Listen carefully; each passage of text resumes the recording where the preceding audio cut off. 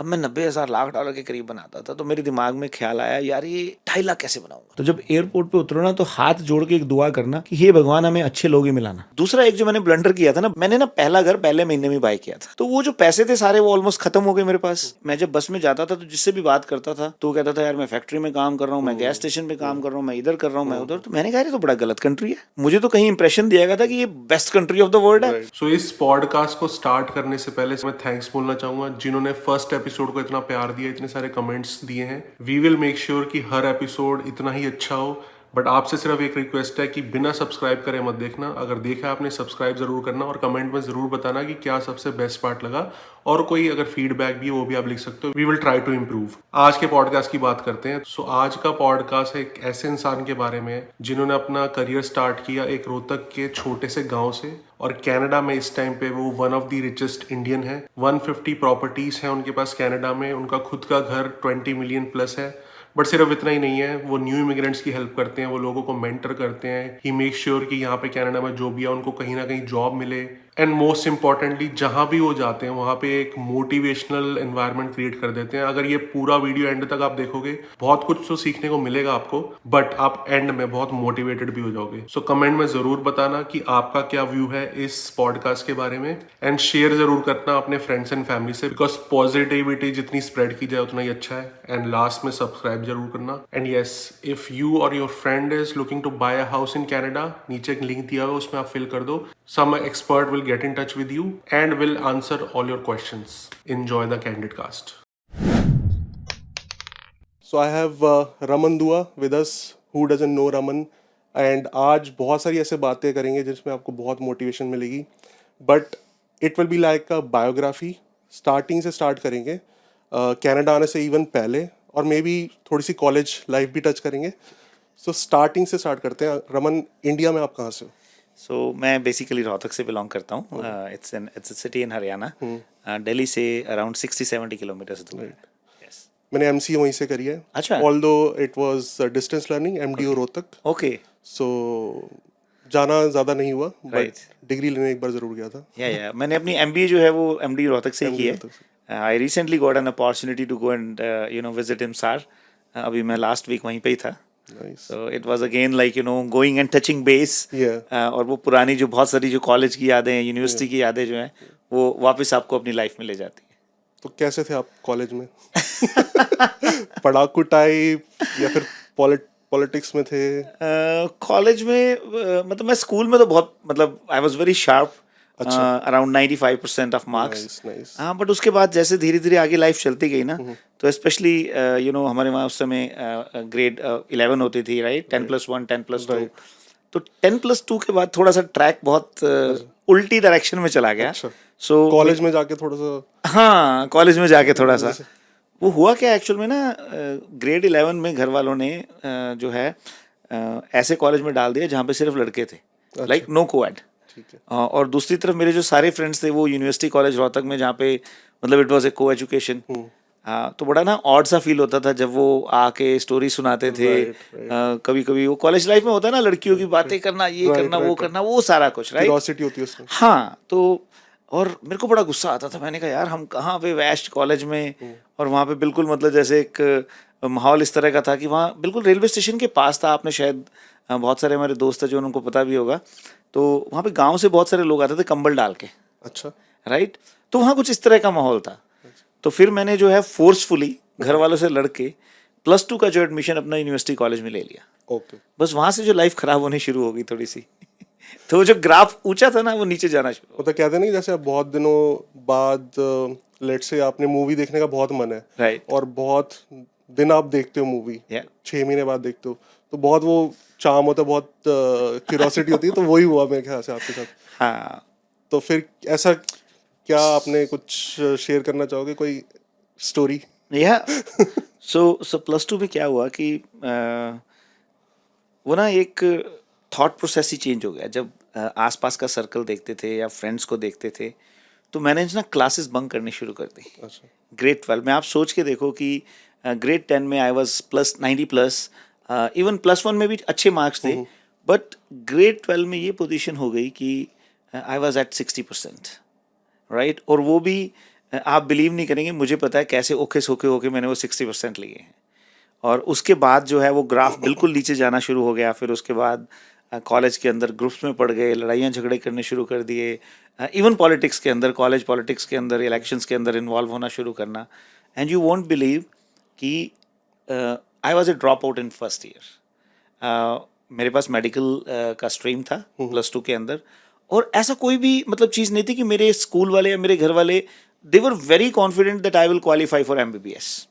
मैंने मतलब वो PMT तो पास करनी ही करनी है। बट वो जो ट्रैक खराब हुआ तो वो ज़्यादा से ज़्यादा खराब होता गया। और +1 में BSc फर्स्ट ईयर में ये हालत था कि मैं कभी क्लास में गया ही नहीं। सुबह घर से निकलते थे दोस्तों के साथ, और जाके हमारे वहाँ रोहतक में एक सनशेड था, एक कैफ़े हाउस था, तो वहाँ जाके बैठना, सारा दिन जो है कभी कहीं लड़ाई झगड़े करने, कभी कहीं कुछ इस तरह की चीज़ें करनी। तो क्लास में तो जाते नहीं थे। तो एक बड़ा अच्छा इंसिडेंस हुआ मेरे साथ। अच्छा तो नहीं था खैर, बट बड़ा फनी इंसिडेंस था। सो BSc फर्स्ट ईयर में जब मैं फाइनल का प्रैक्टिकल देने गया तो मेरे प्रोफेसर ने मेरा आई कार्ड मांगा। कहते यार तुझे कभी क्लास में देखा तो नहीं मैंने। तो उसको लगा कि ये कोई और स्टूडेंट है, किसी और की जगह पे एग्जाम देने आया है। राइट। तो उन्होंने जब आई कार्ड देखा तो आई कार्ड भी जेन्युइन था। अब आई कार्ड तो था ही मेरे पास, तो उसने ना ऐसे उठा के फेंक के मारा वो आई कार्ड। अच्छा। यार मैंने तुझे आज तक क्लास में देखा नहीं, तो प्रैक्टिकल देने कहाँ से आ गया। तो फिर बड़ी मुश्किल से वो, क्योंकि इलेक्शंस में इन्वॉल्व थे, तो वो जो कॉलेज प्रेसिडेंट था उसको कह के थोड़े नंबर सिफारिश लगवा के, वो उस समय ना मेरे ख्याल 30 या 40 मार्क्स का प्रैक्टिकल होता था, तो उसमें से पासिंग मार्क वाज 14। तो बड़ी मुश्किल से 14 नंबर लगवाए। पर जब मैंने हालात देखी तो बुक तो कभी खोली नहीं थी। तो फिर मैंने ना एक्चुअल में एग्ज़ाम देने भी नहीं गया, और मेरे घर वालों को पता नहीं था। उनको, पेरेंट्स को कैसा लगा जब आप 95% से 60 पे आ गए? उनके लिए बहुत शॉकिंग था। 60 तो चलो फिर भी ठीक है, उसके बाद ड्रॉप आउट भी था। राइट।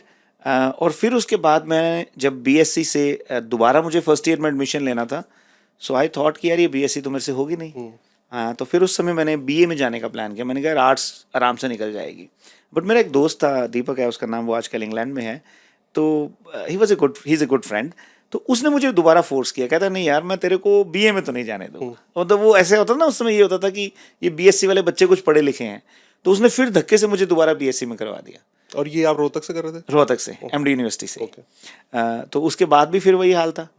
फिर BSc फर्स्ट ईयर में जो है मेरे आई थिंक 44% थे, BSc सेकेंड ईयर में 44% थे।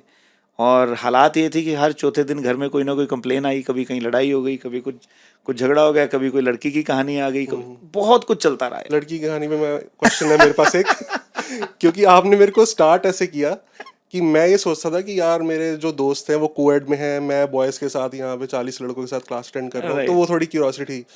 बट जब आपने लिया अपने पेरेंट्स से झगड़ा करके एडमिशन कोएड में, तो कुछ बेनिफिट हुआ? यार आज यहाँ रहने देते हैं। निधि को पता लग गया ना तो बहुत। चलो ऑफलाइन बात कर लेंगे। ऑफलाइन बात करते हैं। ठीक है डन। सो फिर आपने ग्रेजुएशन फिनिश कर ली? तो अब BSc फर्स्ट ईयर और सेकेंड ईयर में मेरा ये हाल था कि मेरे अराउंड 43-44% थे। तो BSc फाइनल ईयर में कुछ इस तरह के इंसिडेंसेस हुए जो कि वाकई में ही लाइफ चेंजिंग इंसिडेंट्स थे। जैसे मैंने आपको बताया कि इलेक्शंस में थे, लड़ाई झगड़े बहुत ज़्यादा करते थे। रोहतक वैसे भी बड़ा नोटोरियस शहर है, तो इमेज वैसी है। हाँ, बट मे बी एक्चुअली में वैसा ना हो। थोड़ा सा है भी यार। तो BSc फाइनल में ना रामलीला के दिनों की बात है, तो वहाँ पे हमारा एक कुछ इस तरह का झगड़ा हो गया, बहुत ज़्यादा लेवल पे, कि जहाँ पे मतलब ये लगा लो कि तलवारें चल रही हैं, इस तरह का कुछ इंसिडेंट्स हो गया लाइफ। मूवीज में जैसे होता है। हाँ, मूवीज में जैसे मतलब वो ना टिपिकल गैंग वॉर टाइप जैसे होती है। तो वो मेरी लाइफ का एक बहुत बड़ा टर्निंग इंसिडेंस था, क्योंकि उस समय मेरे साथ क्या हुआ कि उस समय जब मेरे ऊपर अटैक हुआ ना, तो मेरे कुछ जो बड़े जिगरी दोस्त थे जिनके लिए मैं हमेशा लड़ाई झगड़े करता रहा था, वो मतलब जो है ना उसको देख रहे थे। अच्छा। मेरी पिटाई हो रही थी। अटैक एज इन ग्राउंड में या फिर घर पे हुआ, क्या थोड़ा डिटेल में बताना? मैं अपने घर के बाहर ही था। अच्छा, तो वहाँ पे कुछ इस तरह का कोई मतलब वो ग्रुप आ गया। हाँ, ग्रुप आ गया, तो उन्होंने जो है। अच्छा। तो आप अकेले थे उस टाइम? मैं अकेला था उस समय। तो उससे पहले भी मतलब वो काफ़ी जो वो लड़ाई थी वो काफ़ी ज़्यादा मतलब आप कह लो कि अच्छे लेवल पे पहुँच चुकी थी। बट वो जो अटैक हुआ वो मेरी लाइफ का शायद एक बहुत जिसने मेरा बिल्कुल थॉट प्रोसेस और माइंडसेट चेंज कर दिया। तो उस समय मैंने ये डिसाइड किया कि यार मैं ना वापस अपने उसी ट्रैक पे जाऊंगा। ये बात है अक्टूबर नवंबर की, जब इंडिया में रामलीला के दिन होते हैं। तो उसके बाद मैंने 3 महीने अपने आप को कमरे में बंद कर लिया। ओके। और मेरे पास सिर्फ एक ही दोस्त था और वो थे मेरी बुक्स। आप देखो बीएससी मेडिकल में फर्स्ट ईयर सेकंड ईयर में मैं 44% था। अब बीएससी फाइनल में मुझे मिनिमम जो है अराउंड 65% के करीब चाहिए थे to qualify for any entrance exam, and I scored more than 75%। So I was back on to the track. यार देखो, वैसे पढ़ने लिखने में तो ठीक थे, बट अगर आप किताब खोलोगे ही नहीं तो फिर करोगे क्या? बट उस एज में बड़ा डिफिकल्ट होता है, जो आप बहुत इजीली बता रहे हो। लेकिन एक बार गलत ट्रैक पे चले गए, अभी तो ठीक है हम सोच लेते हैं कि यार नहीं, जॉब छोड़ते हैं, बिजनेस करते हैं, this and that, right. But उस टाइम पे अगर हम, पहली बात तो रियलाइज ही नहीं होता कि हम गलत ट्रैक पे चले गए। यस। रियलाइज भी हो जाता है तो लोग भी समझाते तब भी समझ नहीं आता, लेकिन आपने खुद से रियलाइज करके समझ के और बैक ट्रैक भी आपने सही ट्रैक पे आ गए। बिल्कुल बिल्कुल। तो देखो, इसमें खाली कुछ बताना चाहोगे अगर लोग हैं गलत ट्रैक पे, तो ऐसा क्या, सिर्फ बुक्स या कुछ और भी? हाँ, देखो उस समय ना जब पेरेंट्स भी इवन बोलते थे कि यार ये यारी दोस्ती ना, मतलब इसमें कुछ नहीं रखा, पर उस समय उनकी बात अच्छी नहीं लगती थी। तो आज बहुत सारे यंगस्टर्स हैं जिनको कुछ इस तरह के इंसिडेंसेस उनके साथ होते होंगे। खासतौर पे मैं देखता हूँ कि जब हम कॉलेजेस में होते हैं तो लड़ाई झगड़े, लड़कियों की कहानियाँ, ये वो, और बड़ी सारी, मतलब ड्रिंक्स किया, ये किया, वो किया। देखो, हर इंसान उतना लकी नहीं होता कि उसकी जो कोई इस तरह का लाइफ चेंजिंग इंसिडेंस हो और उसको झटका लग जाए खुद को, राइट। वो कई बार वो इस तरह के इंसिडेंसेस आपको और गलत डायरेक्शन में लेके चले जाते हैं। और हमारे पास बहुत सारी ऐसी स्टोरीज हैं यंगस्टर्स की, जो कभी भी लाइफ में इस तरह का कोई मोड़ आया होगा तो वो शायद और ज़्यादा गलत डायरेक्शन में चले होंगे। तो मैं ये आपको ज़रूर, जितने भी यंगस्टर्स जो आज का पॉडकास्ट से देख रहे हैं, मैं ज़रूर रिकमेंड करूँगा कि आप कॉन्शियस होकर लाइफ को जिए, अपने आसपास में देखें और उसको अंडरस्टैंड करने की कोशिश करें कि ये इंसिडेंट्स आपकी ज़िंदगी को किस डायरेक्शन में ले जा सकता है। अगर आपको लगे कि यार ये डायरेक्शन गलत है तो उस तरफ मत जाएं। और सबसे बड़ी बात, अपने दोस्तों को भी रोकें। देखिए, जो पीयर ग्रुप का प्रेशर है ना, ये जो हमारे यारों दोस्तों का आसपास में जो सर्कल है, ये बहुत मैटर करता है हमारी लाइफ में। और वो कहते हैं ना कि एक इंसान वही बनता है जो उसके सराउंडिंग में 5 लोग होते हैं। तो ये बात ज़रूर ध्यान में रखें, ना केवल अपने आप को ठीक ट्रैक पे रखें बल्कि अपने दोस्तों को भी। आप सोच के देखें कि अगर आज मैं उस ट्रैक पे चला होता तो पता नहीं आज कहाँ पे, कहीं गलत जगह पे ही पड़े होते। Yes. So may be Canada भी ना होते। एब्सोल्युटली 100%, क्योंकि वो कहते हैं ना, पुलिस रिकॉर्ड ही खराब हो जाना था। Good good. तो अभी पीसी से सही आया था? अभी फिट है यार। Good good good. सो आगे चलते हैं अब फिर। अच्छा, आप ट्रैक पे आ गए, दैट इज गुड। एक मूवी का टर्निंग पॉइंट मैं बोलूँगा उसे। यस। सो फिर आपने ग्रेजुएशन के बाद फिर? उसके बाद फिर मैंने मेहनत की, एमबीए के एंट्रेंस एग्जाम्स दिए, then I got admission in Faridabad, I got admission in MD university as well. आप ये देखें कि वो बच्चा जो एक समय 95% मार्क्स पे था, फिर वो 40% पे आ गया, and again I was back on to the track and I was a topper in the university in my MBA. MDU में जो आपने? एमडी यूनिवर्सिटी में, राइट। उसके बाद में मैंने 30 साल बाद यूनिवर्सिटी में अभी विजिट किया है, मुझे बड़ा अच्छा लगा। अपने कुछ प्रोफेसर्स, ऋषि सर हैं, राजकुमार सर हैं, उनसे मिलके, और वो खुद हैरान थे एक्चुअल में।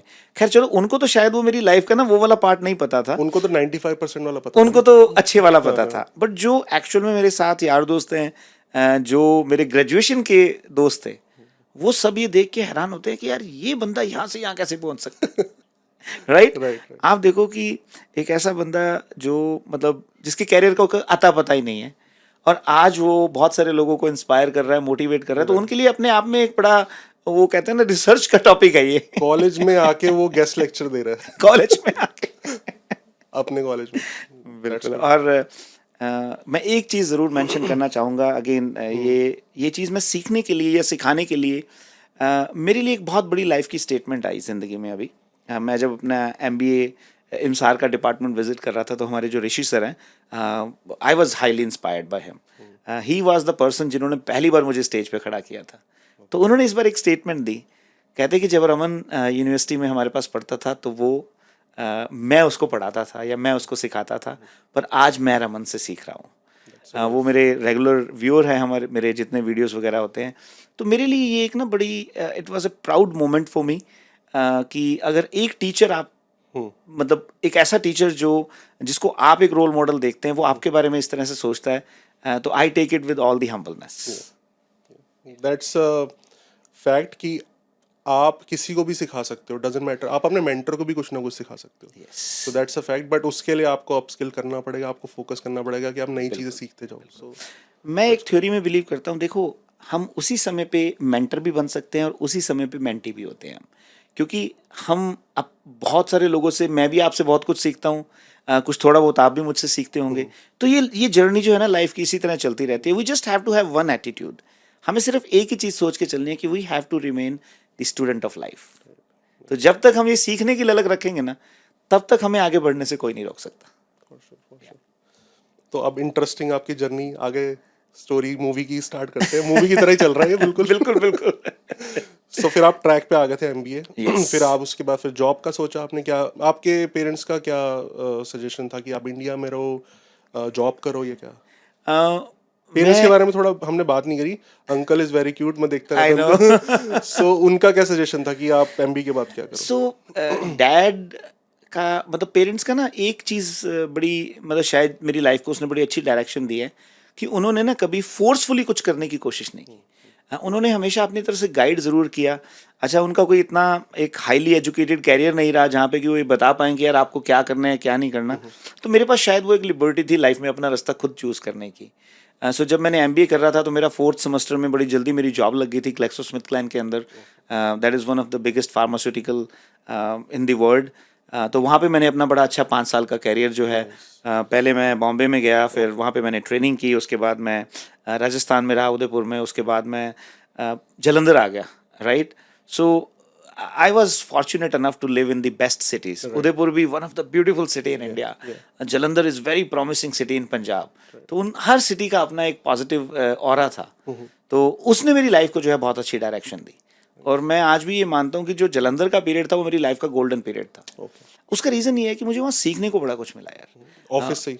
हाँ, नहीं, नॉट फ्रॉम ऑफिस, आउटसाइड। एक एंटरप्रेन्योरियल थॉट प्रोसेस जो है ना यार, पंजाब में इतना है आप सोच नहीं सकते। राइट। तो उसका एक अपना मजा है। बिकॉज वहाँ पे जॉब्स जैसे गुड़गांव में या फिर हम बैंगलोर में क्या करते हैं, हम जॉब करेंगे। वहाँ पे एंटरप्रेन्योरशिप। बिल्कुल बिल्कुल। सो क्या क्या ऐसे इंस्टेंसेस वहाँ पे कुछ शेयर करना चाहेंगे, कोई स्टोरी आप? सो जलंधर के अंदर मैं ज़रूर, जब मैं जलंधर में होता था ना तो मेरे ना एक ड्रीम था छोटा सा। मेरा ड्रीम ये होता था मेरे ना 4-5 छोटे छोटे बिजनेस हो। हालांकि मैं जॉब भी करता था, जॉब भी मेरी बड़ी अच्छी थी। तो मुझे उस समय होता था यार मेरे ना 4-5 छोटे छोटे बिजनेस हो। बट ये जलंधर आके हुआ आपके माइंड ये में? जलंधर आके हुआ। ओके, क्योंकि आप पहले तो जॉब कर रहे थे। एब्सोल्युटली। आपको लग रहा है यार बेस्ट कंपनी में जॉब मिल गई है, मैं उदयपुर जा रहा हूँ, मुंबई, मेरे को स्टार ऑफ द मंथ मिल रहा है, दिस एंड दैट। देखो छोटा मोटा काम मैं ना शुरू से ही करता रहा हूँ डैड के साथ। जब मैं 10वीं उनका 11वीं business क्लास से, उनका जो है दूध का काम था। लाइक जो वीटा का दूध आता था ना, जो है पंजाब में वेरका है, हरियाणा में वीटा का दूध है, तो हमारा उसकी सप्लाई थी वहाँ पे। तो उससे थोड़ा सा आपका बिजनेस? हाँ, तो मैं उस समय साथ में इन्वॉल्व रहता था। तो वहाँ से कहीं ना कहीं शायद बैक ऑफ द माइंड में होगा ये चीज़। तो जब मैं जलंधर आया तो शायद ये चीज़ बाहर निकल के आ गई सबकॉन्शियस माइंड से।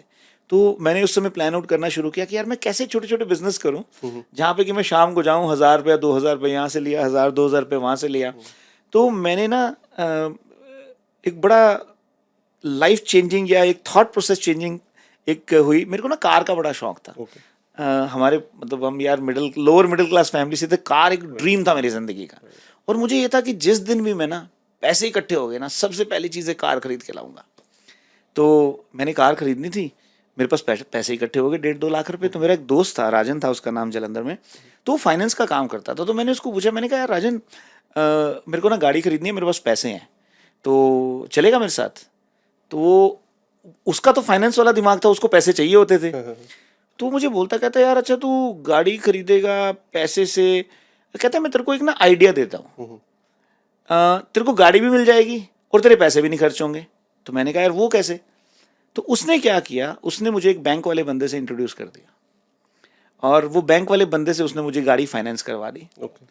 और मेरे जो 2 लाख रुपए थे वो उसने मेरे से ब्याज पे ले लिए। तो मुझे हर महीने का ना 4000 रुपये ब्याज देता था। अच्छा। और मेरी गाड़ी की किस्त बनी थी 3000। मैंने कहा ये तो काम बहुत बढ़िया है ना। तो अब मेरे पास 1000 रुपया भी आ रहा है, मेरे पैसे भी वहीं के वहीं पड़े हैं और मैं गाड़ी भी चला रहा हूँ। तो वहां से ना मुझे वो फाइनेंस करने का शौक पड़ गया। तो मैं धीरे धीरे जो है जितने भी पैसे मेरे पास होते थे तो मैं वो फाइनेंस में लगा देता था। तो एक टाइम ऐसा था कि मेरे पास 15 से 20 लाख रुपए उस समय मैंने फाइनेंस में लगाया हुआ था। आप सोच के देखो कि मैं 2001 या 2 की बात कर रहा हूँ, मेरे पास 30 से 40 हज़ार रुपये महीने का ब्याज आता था। उसके साथ एक और क्या हुआ, तो एक और दिन, ये सैलरी से आपके कम था, ज्यादा था? अरे सैलरी से ज़्यादा था यार। सैलरी से ज्यादा ना?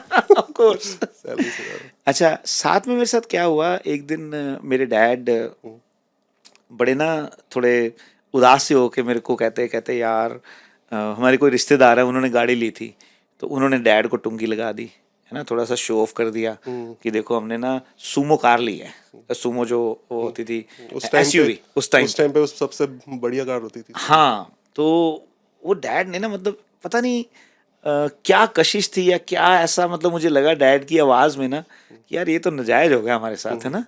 तो वो होता है ना, परिवारों में भी थोड़ी सी एक टसल होती है।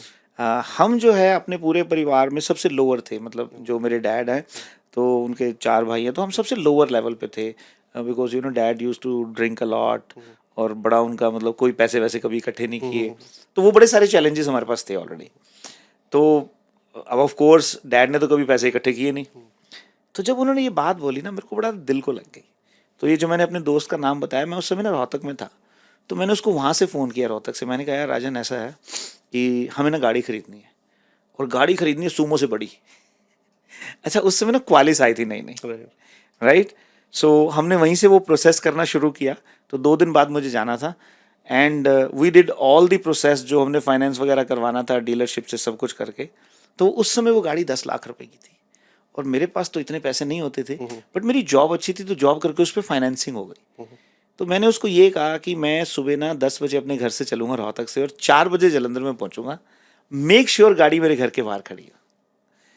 तो मैंने अपने मॉम डैड को लिया, तो हम जब जलंधर पहुँचे तो गाड़ी घर के बाहर खड़ी थी। तो मेरे डैड के तो आंखों में आंसू आ गए, और उन्होंने मुझे बड़े प्यार से हक कर लिया। फिर मेरी मम्मी को डाउट हो गया।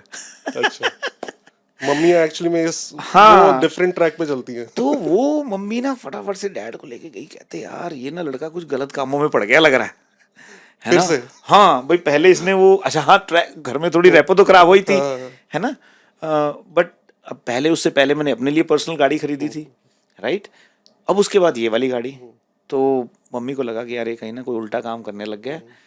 तो वो बेचारी बड़ी 1-2 दिन परेशान रही, और मैंने उनको बड़ा समझाया कि मम्मी हमने बैंक से फाइनेंस करवाया है, मेरे पास इतने पैसे नहीं थे, बट मेरी जॉब अच्छी है, तो उसके करके। तो वो कॉलेज जो है, फिर हम उसको जो है आर्मी में चलाते थे, हम उसको रेंट आउट करते थे।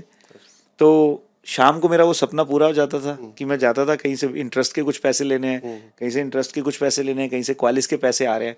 तो ऐसे ऐसे करते ना, शाम को 8-10 हज़ार रुपये इकट्ठा हो जाता था।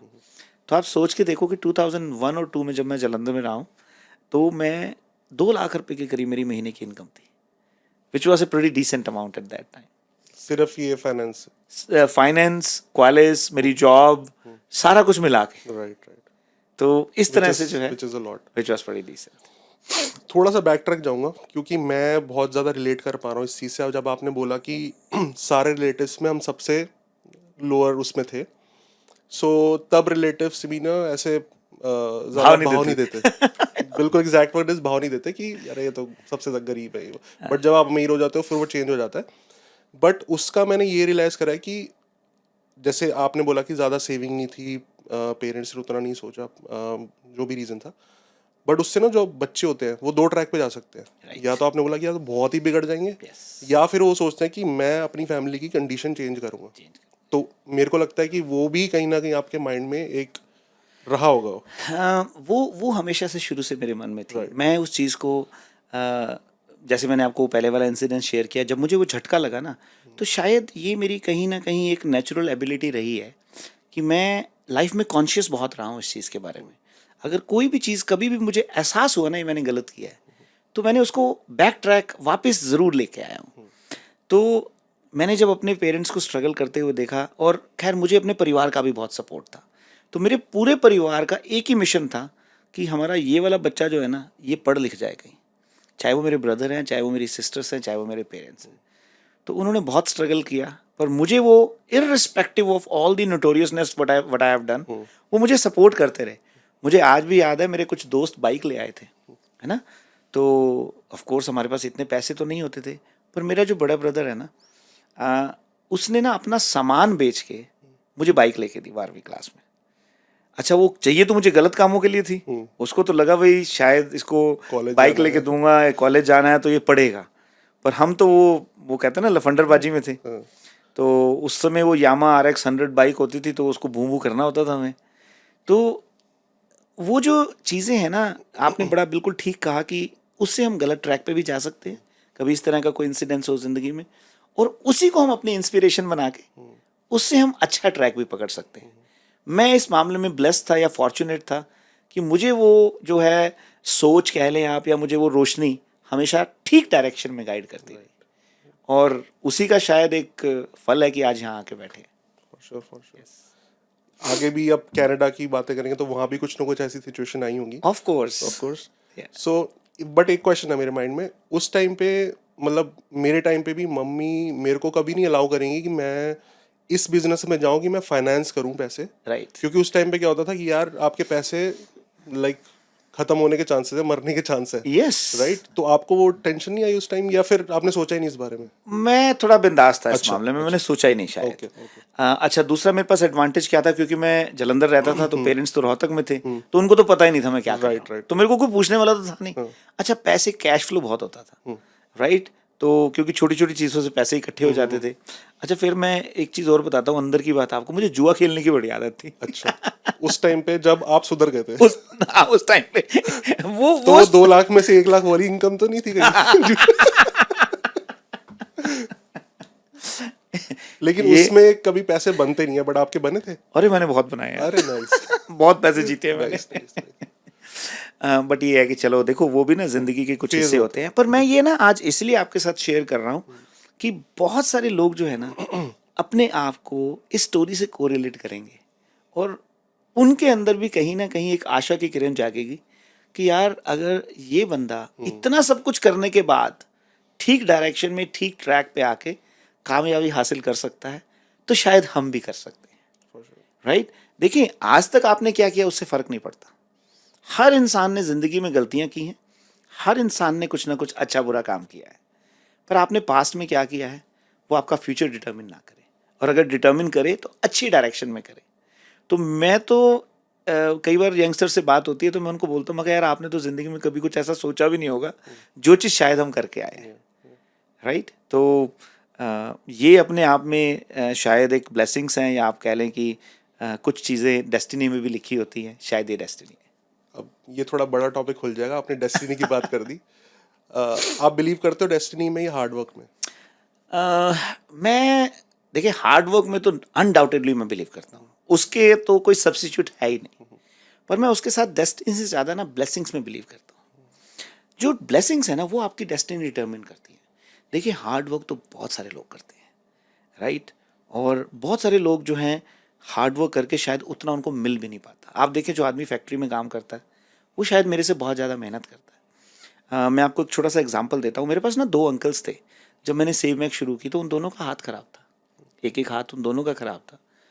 वो ना सुबह 6:30-7 बजे से लेके मेरे फ्लायर बांटना शुरू करते थे और शाम तक फ्लायर बांटते थे। तो सेव मैक्स बनाने में मेरे से ज़्यादा मेहनत शायद उन्होंने की है, राइट? सो कहीं ना कहीं मैं डेस्टिनी के रोल को भी एक्सेप्ट करता हूँ लाइफ के अंदर, क्योंकि मैंने एक्चुअल में ज़िंदगी में बहुत बार इतने गंदे गंदे डिसीजंस लिए हैं। आई ऑलवेज बीन सेव्ड, मतलब ऐसे लगा लो कि खड्डे में से निकाल के ऊपर रखा गया है मुझे। तो वो चीज़ें देख के मुझे लगता है कि नहीं यार, डेस्टिनी लाइफ में रोल प्ले करती है। पर मैंने जैसे बताया कि शायद डेस्टिनी से ज़्यादा वो ब्लेसिंग्स हैं जो आपकी डेस्टिनी को लिखती हैं। वो हमारे पेरेंट्स की ब्लेसिंग्स हो सकती है, हमारे जो मेंटर्स हैं, जो हमारे टीचर्स हैं, उनकी ब्लेसिंग्स हो सकती हैं, जो हमारे लोग सराउंडिंग में हैं, यार दोस्त, आपके जो एक आपकी कम्युनिटी, सोसाइटी, वहाँ से भी आपको ब्लेसिंग्स मिलती हैं। For sure, very valid point, because blessings आपको तभी मिलेंगी जब आप अच्छे इंसान हो। बिल्कुल। अगर आप बुरे इंसान हो, आप हार्ड वर्क कर रहे हो और डेस्टिनी की वजह से आपको सक्सेस नहीं मिल जाएगी, right? So that's very good point. इस पर्सपेक्टिव से मैंने कभी सोचा नहीं था। मैं इसमें ही सबसे आर्ग्यू करता हूँ destiny versus hard work, because मैं बहुत ज़्यादा हार्ड वर्क में बिलीव करता हूँ कि इवेंचुअली आपको सक्सेस मिल ही जाएगी। बट ये ब्लेसिंग्स वाला पॉइंट बहुत सही आपने ऐड किया। देखिए, बहुत बार मैंने ऐसा देखा है कि शायद मैं कुछ चीज़ डिज़र्व नहीं करता था, कुछ नहीं, बहुत कुछ डिज़र्व नहीं करता, पर फिर भी मुझे मिली है। तो उसके पीछे कोई ना कोई पावर तो है ना यार, राइट? अब देखिए, मैं कभी भी इस चीज़ के अंदर अपनी लाइफ को गुम नहीं करना चाहता कि मैंने ही सब कुछ किया है। नहीं, मैं सिर्फ उसका एक छोटा सा अंश हूँ, just a small part of it. अपनी सक्सेस का भी बड़ा छोटा सा पार्ट हूँ, क्योंकि मेरी सक्सेस के अंदर हज़ारों लाखों लोगों की मेहनत, उनकी ब्लेसिंग्स, उनका हार्ड वर्क, वो सब कुछ शामिल है, राइट? कितने लोगों ने अपनी ज़िंदगी का एक एक सेकंड मेरे लिए कंट्रीब्यूट किया होगा। तो ये बहुत इंपॉर्टेंट है कि मुझे उनका थैंकफुल होना है, मुझे उस चीज़ को बड़ी ह्यूमिलिटी के साथ लेना है और बड़े अच्छे से उसको जो है एक्सेप्ट करना है लाइफ में। Very valid point. सो मूवी में आगे बढ़ते हैं। आपका सब कुछ सेट है, उस टाइम पे आप 2 लाख अर्न कर रहे हो पर मंथ, राइट? तो वो जुए की आदत छूट गई थी कि नहीं? वो बाद में आके छूटी है, कनाडा आके छूटी है वो। अच्छा, यहाँ पे जब कैसीनो में थोड़े ज्यादा पैसे यार कैसीनो में ना मैं अभी भी अगर कभी जाता हूँ ना तो I spend a good time over there, right but अब मैं जाने की कोशिश ही नहीं करता, क्योंकि मुझे ये लगता है कि वो छूट गई तो अच्छी बात है, क्योंकि ऑफ कोर्स कोई अच्छी चीज़ तो है नहीं यार, राइट? वो लत तो किसी भी चीज़ की बुरी है, राइट। तो फन के लिए करो तो ठीक, फन के लिए करो तो ठीक है, बिल्कुल। बट जो आप कह रहे हो कि आप इंडिया में जीतते थे हमेशा, यहाँ भी ऐसे ही था? हाँ, यहाँ भी ऐसे ही हुआ, मैं 2-3 बार कैसीनो गया हूँ, अच्छा। I always made money over तो देयर। नेक्स्ट टाइम आपके साथ जाऊंगा मैं। Most welcome. ठीक है, तो फिर आप 2 लाख अर्न कर रहे हो, कहाँ से एकदम से कनाडा आ गया? बिकॉज इंडिया में अगर आप इतना अर्न कर रहे हो राइट, और फैमिली के पास हो, आपको जलंधर बेस्ट सिटी लगी, एकदम से कैसे कनाडा? मेरा एक्चुअल में कनाडा आने का कोई मूड नहीं था, और मैंने कनाडा सिर्फ अप्लाई किया था। एक्चुअली मेरे डैड हमेशा चाहते थे कि उनका एक बेटा ना बाहर सेटल्ड हो, तो वो कहीं ना कहीं 2-4 बार जब मेरी उन्होंने मुझसे ये बात की तो मैंने तो ऐसी मस्ती के लिए अप्लाई किया था कनाडा का। मैंने कहा चलो यार अप्लाई करके देख लेते हैं, अगर आएगा तो तब की तब देखेंगे। तो मैंने 2001 में अप्लाई किया था, अगस्त के महीने में, और 2003 में मेरा जो है मैं कनाडा आ गया था। तो आई वॉज लकी इनफ कि 1.5 साल के अंदर मेरा इमिग्रेशन हो गया उस समय, राइट? उस टाइम पे डिले होता था, फर्स्ट कम फर्स्ट सर्व होता था? नहीं, उस समय क्या हुआ था एक्चुअल में, शायद उस समय 8 या 9 साल लगते थे। तो कैनेडियन हाई कमीशन ने उस समय एक पायलट प्रोजेक्ट जो है चलाया था, जिसमें कि इन्होंने तब पहली बार आइलेट्स करना शुरू किया था, राइट? तो मेरा शायद फर्स्ट बैच था, तो उस समय इंटरव्यू एग्जाम हो गया, तो वो शायद फास्ट प्रोसेसिंग में मैं जो है शायद कनाडा आना लिखा था। पर जब मैं एक्चुअल में कनाडा आया भी था ना, तो मैं रिटर्न टिकट के साथ आया था, क्योंकि मैं तो बहुत अच्छे पैसे बना रहा था वहाँ पे और लाइफ बड़ी सेट थी, तो मुझे कोई ऐसा था ही नहीं कि मुझे यहाँ रुकना है। और उस समय मेरा वहाँ पे फाइनेंस में जो है 20-25 लाख रुपया लगा हुआ था, राइट? तो मुझे तो था, मुझे वो भी रिकवर करना है, मेरी कॉलेज सब कुछ वहाँ पे था।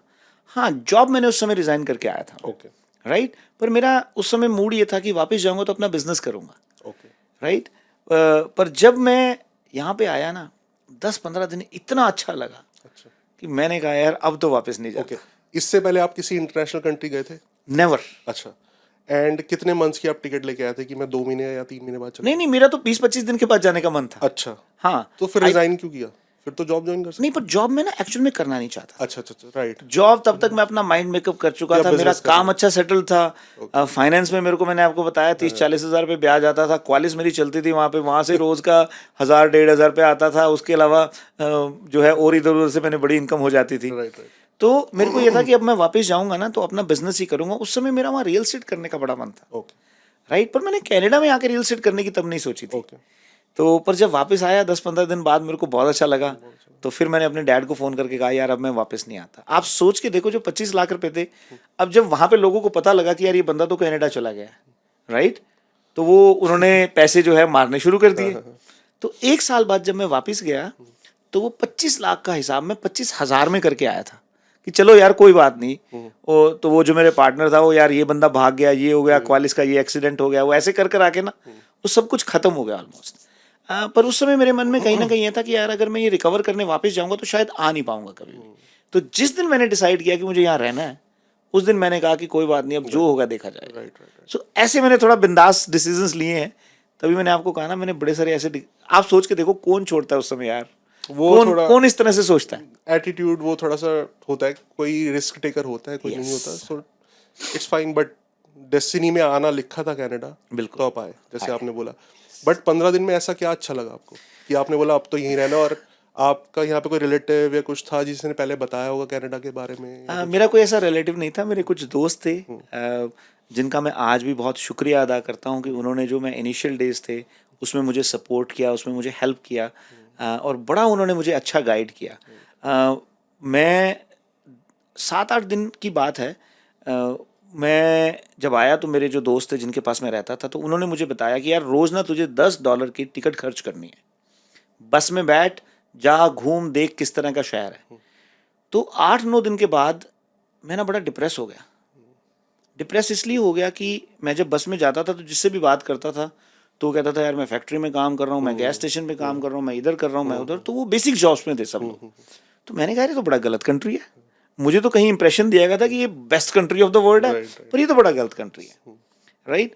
तो क्योंकि वो हमारी एक मेंटालिटी होती है इंडिया में, that blue collar job is bad, yes, right? वो स्टार्टिंग में हर किसी की होती है। हाँ, तो मैंने सोचा, मैंने कहा यार इस कंट्री में कोई भी कामयाब नहीं हुआ। तो मैं ना रात को बैठा सोच रहा हूँ, मेरे खुद के आंसू निकल आए। मैंने कहा ये ऐसा कैसा कंट्री है? So I was literally crying. तो वहाँ पे मैं अपने आप से बात कर रहा हूँ, तो मैंने कहा यार पर कोई तो कामयाब हुआ होगा ना इस कंट्री में। फिर मुझे एकदम खुद ही ध्यान में आया कि यार अगर कोई कामयाब हुआ होगा तो बस में थोड़ी घूम रहा होगा, वो तो वही मर्सिडीज या BMW चला रहा होगा। उस दिन मैंने डिसाइड किया कि यार मैं ना यहीं रहूँगा इसी कंट्री में, और मैं भी मर्सिडीज या BMW चलाऊँगा, राइट? उसके 5 दिन बाद मैंने अपना ड्राइविंग लाइसेंस लिया और अगले दिन जाके गाड़ी खरीद के लाया। मैंने कहा यार अब मैं बस में ट्रैवल नहीं करूँगा, मैं उस सराउंडिंग में ही नहीं रहूँगा जहाँ पे मुझे डिप्रेशन होता है। फिर जब वो सारा कुछ हो गया, फिर मैं कहा अब तो यहीं रहना है भाई।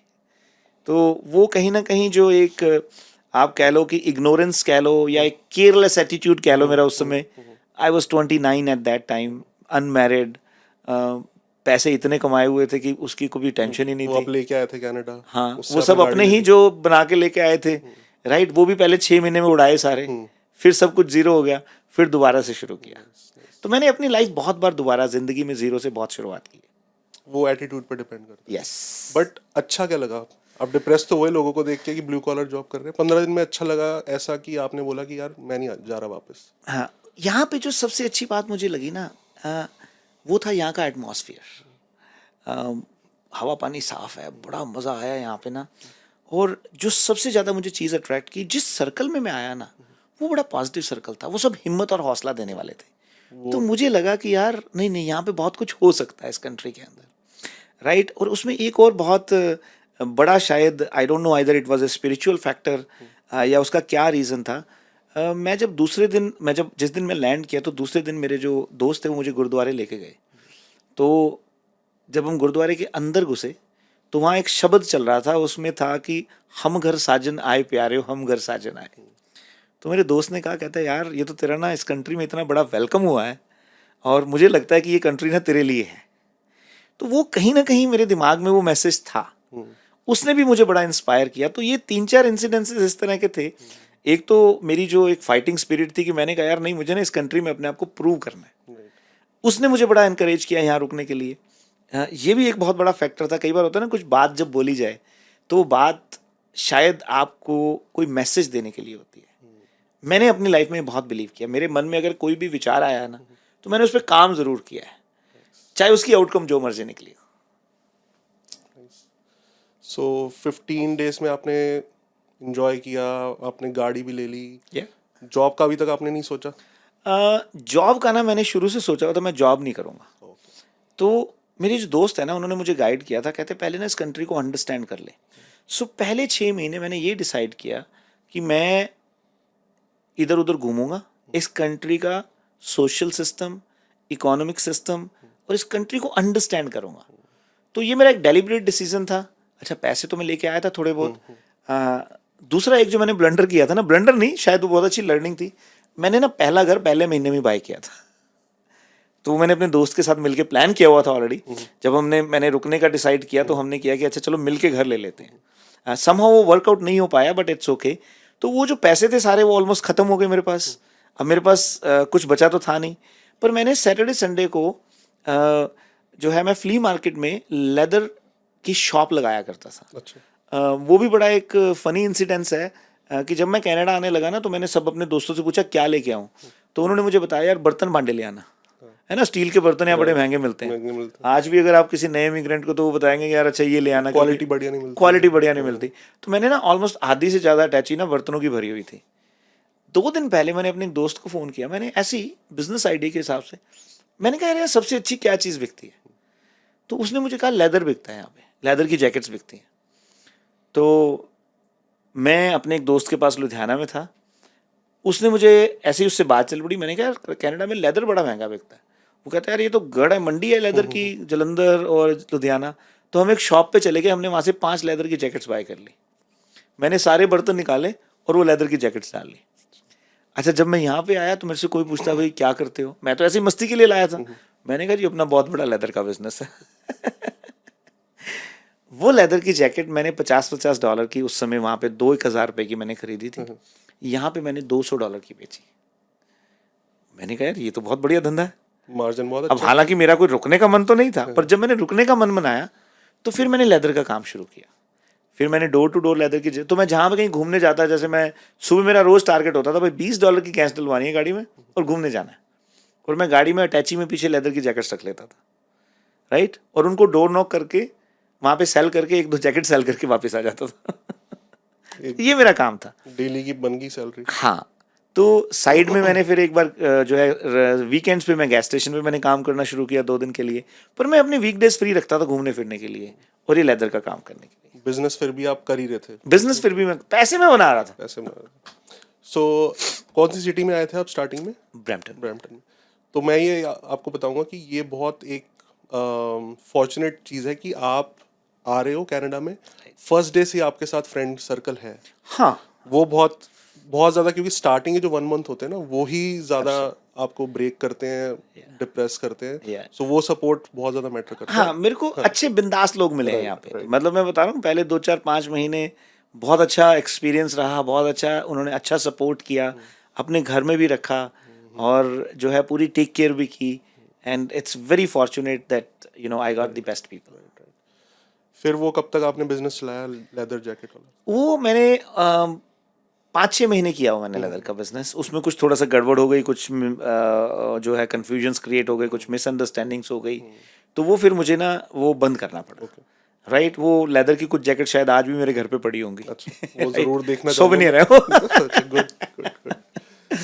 तो उसके बाद फिर मैंने जो है सिक्योरिटी की जॉब पकड़ ली फिर मैंने। राइट, तो सिक्योरिटी में गैस स्टेशन पे ये काम करता था। कुछ महीने मैंने साथ साथ ये किया। उसके बाद फिर मुझे जब पैसे वैसे ख़त्म हो गए सारे, तो एक दिन क्या हुआ, मैं ना गाड़ी में घूम रहा था ये जो अपना डेरी एंड टॉमकन के पास।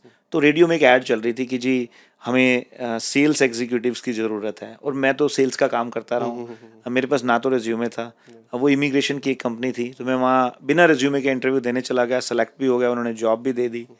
फिर वहाँ से मुझे जो है एक ऑफिस जॉब मिली। बट मैं बोलूँगा कि हर कोई इतना फॉर्चुनेट नहीं होता जब इमिग्रेंट आते हैं। आपकी मेहनत थी कि आपने इंडिया में बिजनेस स्टार्ट करके इतनी इनकम कर ली थी कि आप कनाडा में आके 6 मंथ्स कुछ नहीं कर रहे, राइट, एक्सप्लोर कर रहे हो। सारे इतने लकी नहीं होते। यहाँ पे अब जो सिचुएशन है कि हमें या तो इंडिया से ही जॉब लेके आनी है Right. जो इमिग्रेंट, या फिर यहाँ पे आके as soon as possible job लेनी विद इन 1-2 मंथ। राइट। तो उनके लिए कोई आप सजेशन देना चाहोगे? देखिए, आज के टाइम में तो मैं जितने भी इमिग्रेंट देखता हूँ, मैं देखता हूँ कि majority of them bring a decent money in this country. देखो 10-15 हज़ार तो गवर्नमेंट भी बोलती है। तो मैं आपको ये रिकमेंड करूंगा कि इनिशियल 2-3 महीने आप जॉब की ओर ना फोकस करें बिल्कुल भी। आप पहले आए, कोई बात नहीं, $5-7 हज़ार खर्च होगा, that is an investment in you. वो आपकी अपने आप में इन्वेस्टमेंट है। आप इस कंट्री के सिस्टम को अंडरस्टैंड करने की कोशिश करें, क्योंकि अगर आप एक बार जॉब के चक्कर में यहाँ फंस गए ना, उसके बाद उसमें से निकलना बहुत भारी पड़ जाता है। तो अपने आप को थोड़ा सा टाइम दें, इस कंट्री को समझें, घूम के आए, जाके देखें। बाद में कभी मुझे याद है मैं 10 साल तक यूएस तक नहीं गया था मैं कभी। इतना अपने काम में उलझा हुआ था कि मौका ही नहीं मिला कभी इस कंट्री को देखने। हमें 5 साल हो गए, हम सीएन टावर नहीं गए आज तक। There you go. क्योंकि स्टार्टिंग में नहीं गए, उसके बाद बस उसके बाद सिचुएशन ही नहीं बनी। तो वो पहले 2-3 महीने ना आपको इस कंट्री को समझना बहुत ज़रूरी है।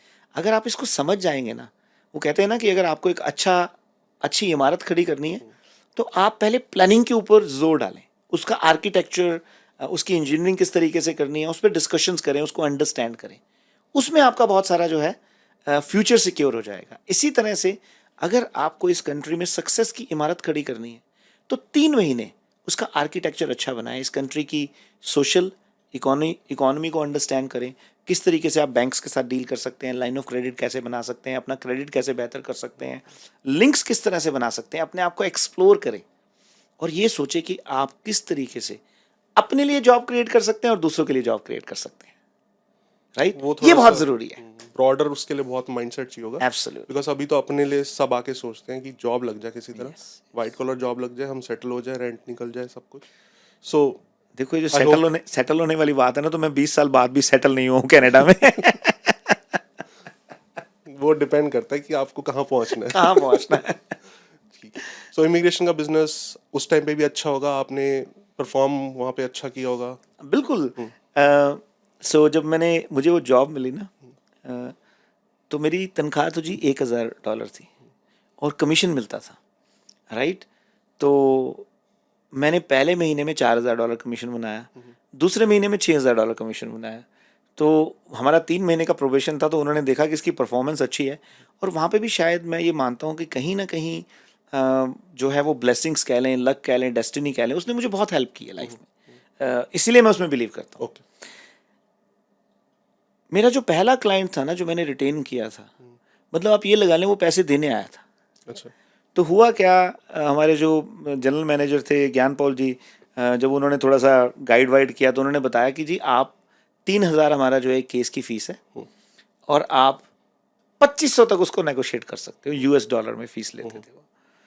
आप सोच के देखिए कि मेरा पहला क्लाइंट आया, वो बिल्कुल रेडी था, मैंने उससे 3,000 की फीस मांगी, उसने मुझे $3,000 कैश $US निकाल के हाथ में रख दी।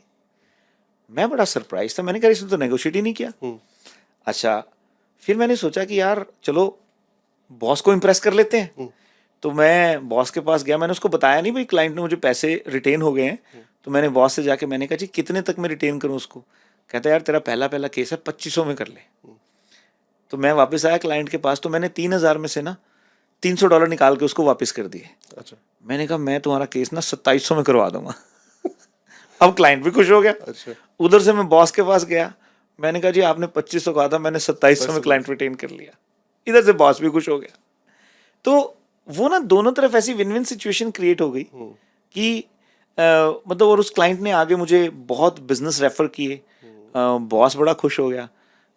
तो उससे जो है मेरा थोड़ा सा ट्रैकिंग अच्छी हो गई, and there was a time, मतलब साल के अंदर मैं ऑलमोस्ट वहाँ पे $90,000 की जो है इनकम थी मेरी वहाँ पे। हालांकि उस टाइम मेरी के हिसाब से बहुत ज्यादा। इट वाज फैंटास्टिक एट 2004 के हिसाब से 2005 और 6 की बात कर रहा हूँ, बहुत ज्यादा है। 4 और 5 की। राइट। यस। उस टाइम पे इतने में घर भी आ जाता होगा। हाँ बिल्कुल। मैंने उसके बाद when I went back to India in 2004, I got married. तो जिस दिन निधि आई थी 2005 में, उस दिन मैंने उसको प्रॉमिस किया कि 90 दिन के अंदर हम अपना घर ले लेंगे, and exactly on 90th day we were in our house. क्योंकि यहाँ पे इतने आपने सेव कर लिया था। सेव सूव तो इतना नहीं किया था, अच्छा। कट्ठे कुट्ठे कर लिए थे यार, वो अच्छा। दोस्तों से मांगे, Down कुछ थे, कुछ लाइन ऑफ क्रेडिट से उठाए। Okay. और मैं पैसे खर्चने में तो शेर रहा हूँ शुरू से ही। सो ऐसा क्या था कि 90 डेज में आपने बोला कि घर ले लेंगे? बस ऐसे ही मन में आया। अच्छा, आप उनको नहीं रेंट पे रखना चाहते थे? हमने ना डेरी और मैक्लॉगलिन पे 1 बेडरूम की बेसमेंट ली थी उस समय, छोटी सी बेसमेंट थी, 650-700 स्क्वायर फीट की। तो एक पैशन तो होता ही था ना उस समय, देखो एक यंग एज होती है, नई नई शादी हुई थी, फिर ये था कि चलो यार कुछ तो करेंगे लाइफ में। और कनाडा में होता भी है, जैसे इंडिया में आपको गाड़ियों का शौक हो ना, हाँ, यहाँ पे सबको घरों का शौक है। घरों का शौक है यहाँ पे। मैंने डिटैच लेना है, मैंने सेमी लेना है, अब टाउन हाउस ले लिया, अब डिटैच लेना है। बिल्कुल बिल्कुल। तो ठीक है। लेकिन फिर उसके बाद इमिग्रेशन के बाद अब रियल एस्टेट में कैसे है?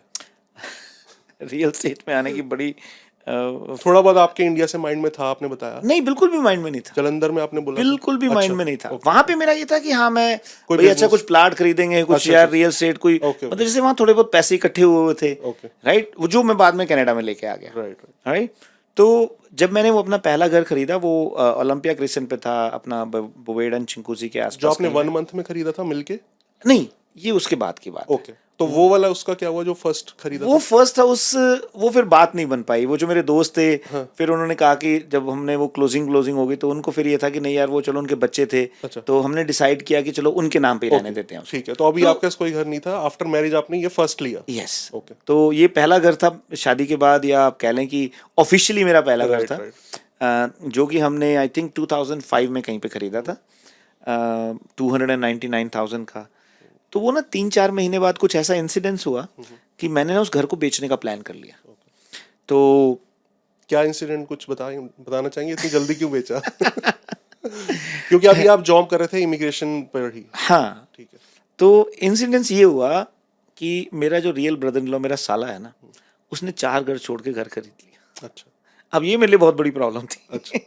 मैं हरियाणा से बिलोंग करता हूँ और हमारे हरियाणा में ना एक बड़ा थॉट प्रोसेस है, भाई ससुराल के आसपास नहीं रहना कहीं। बट वाइफ के लिए तो अच्छा था, वो कहेंगे मेरा भाई रह रहा है। वाइफ के लिए अच्छा था, मैं अपनी सोच रहा था ना। अच्छा अच्छा। पर अब ये बात तो मैंने बताई नहीं उनको।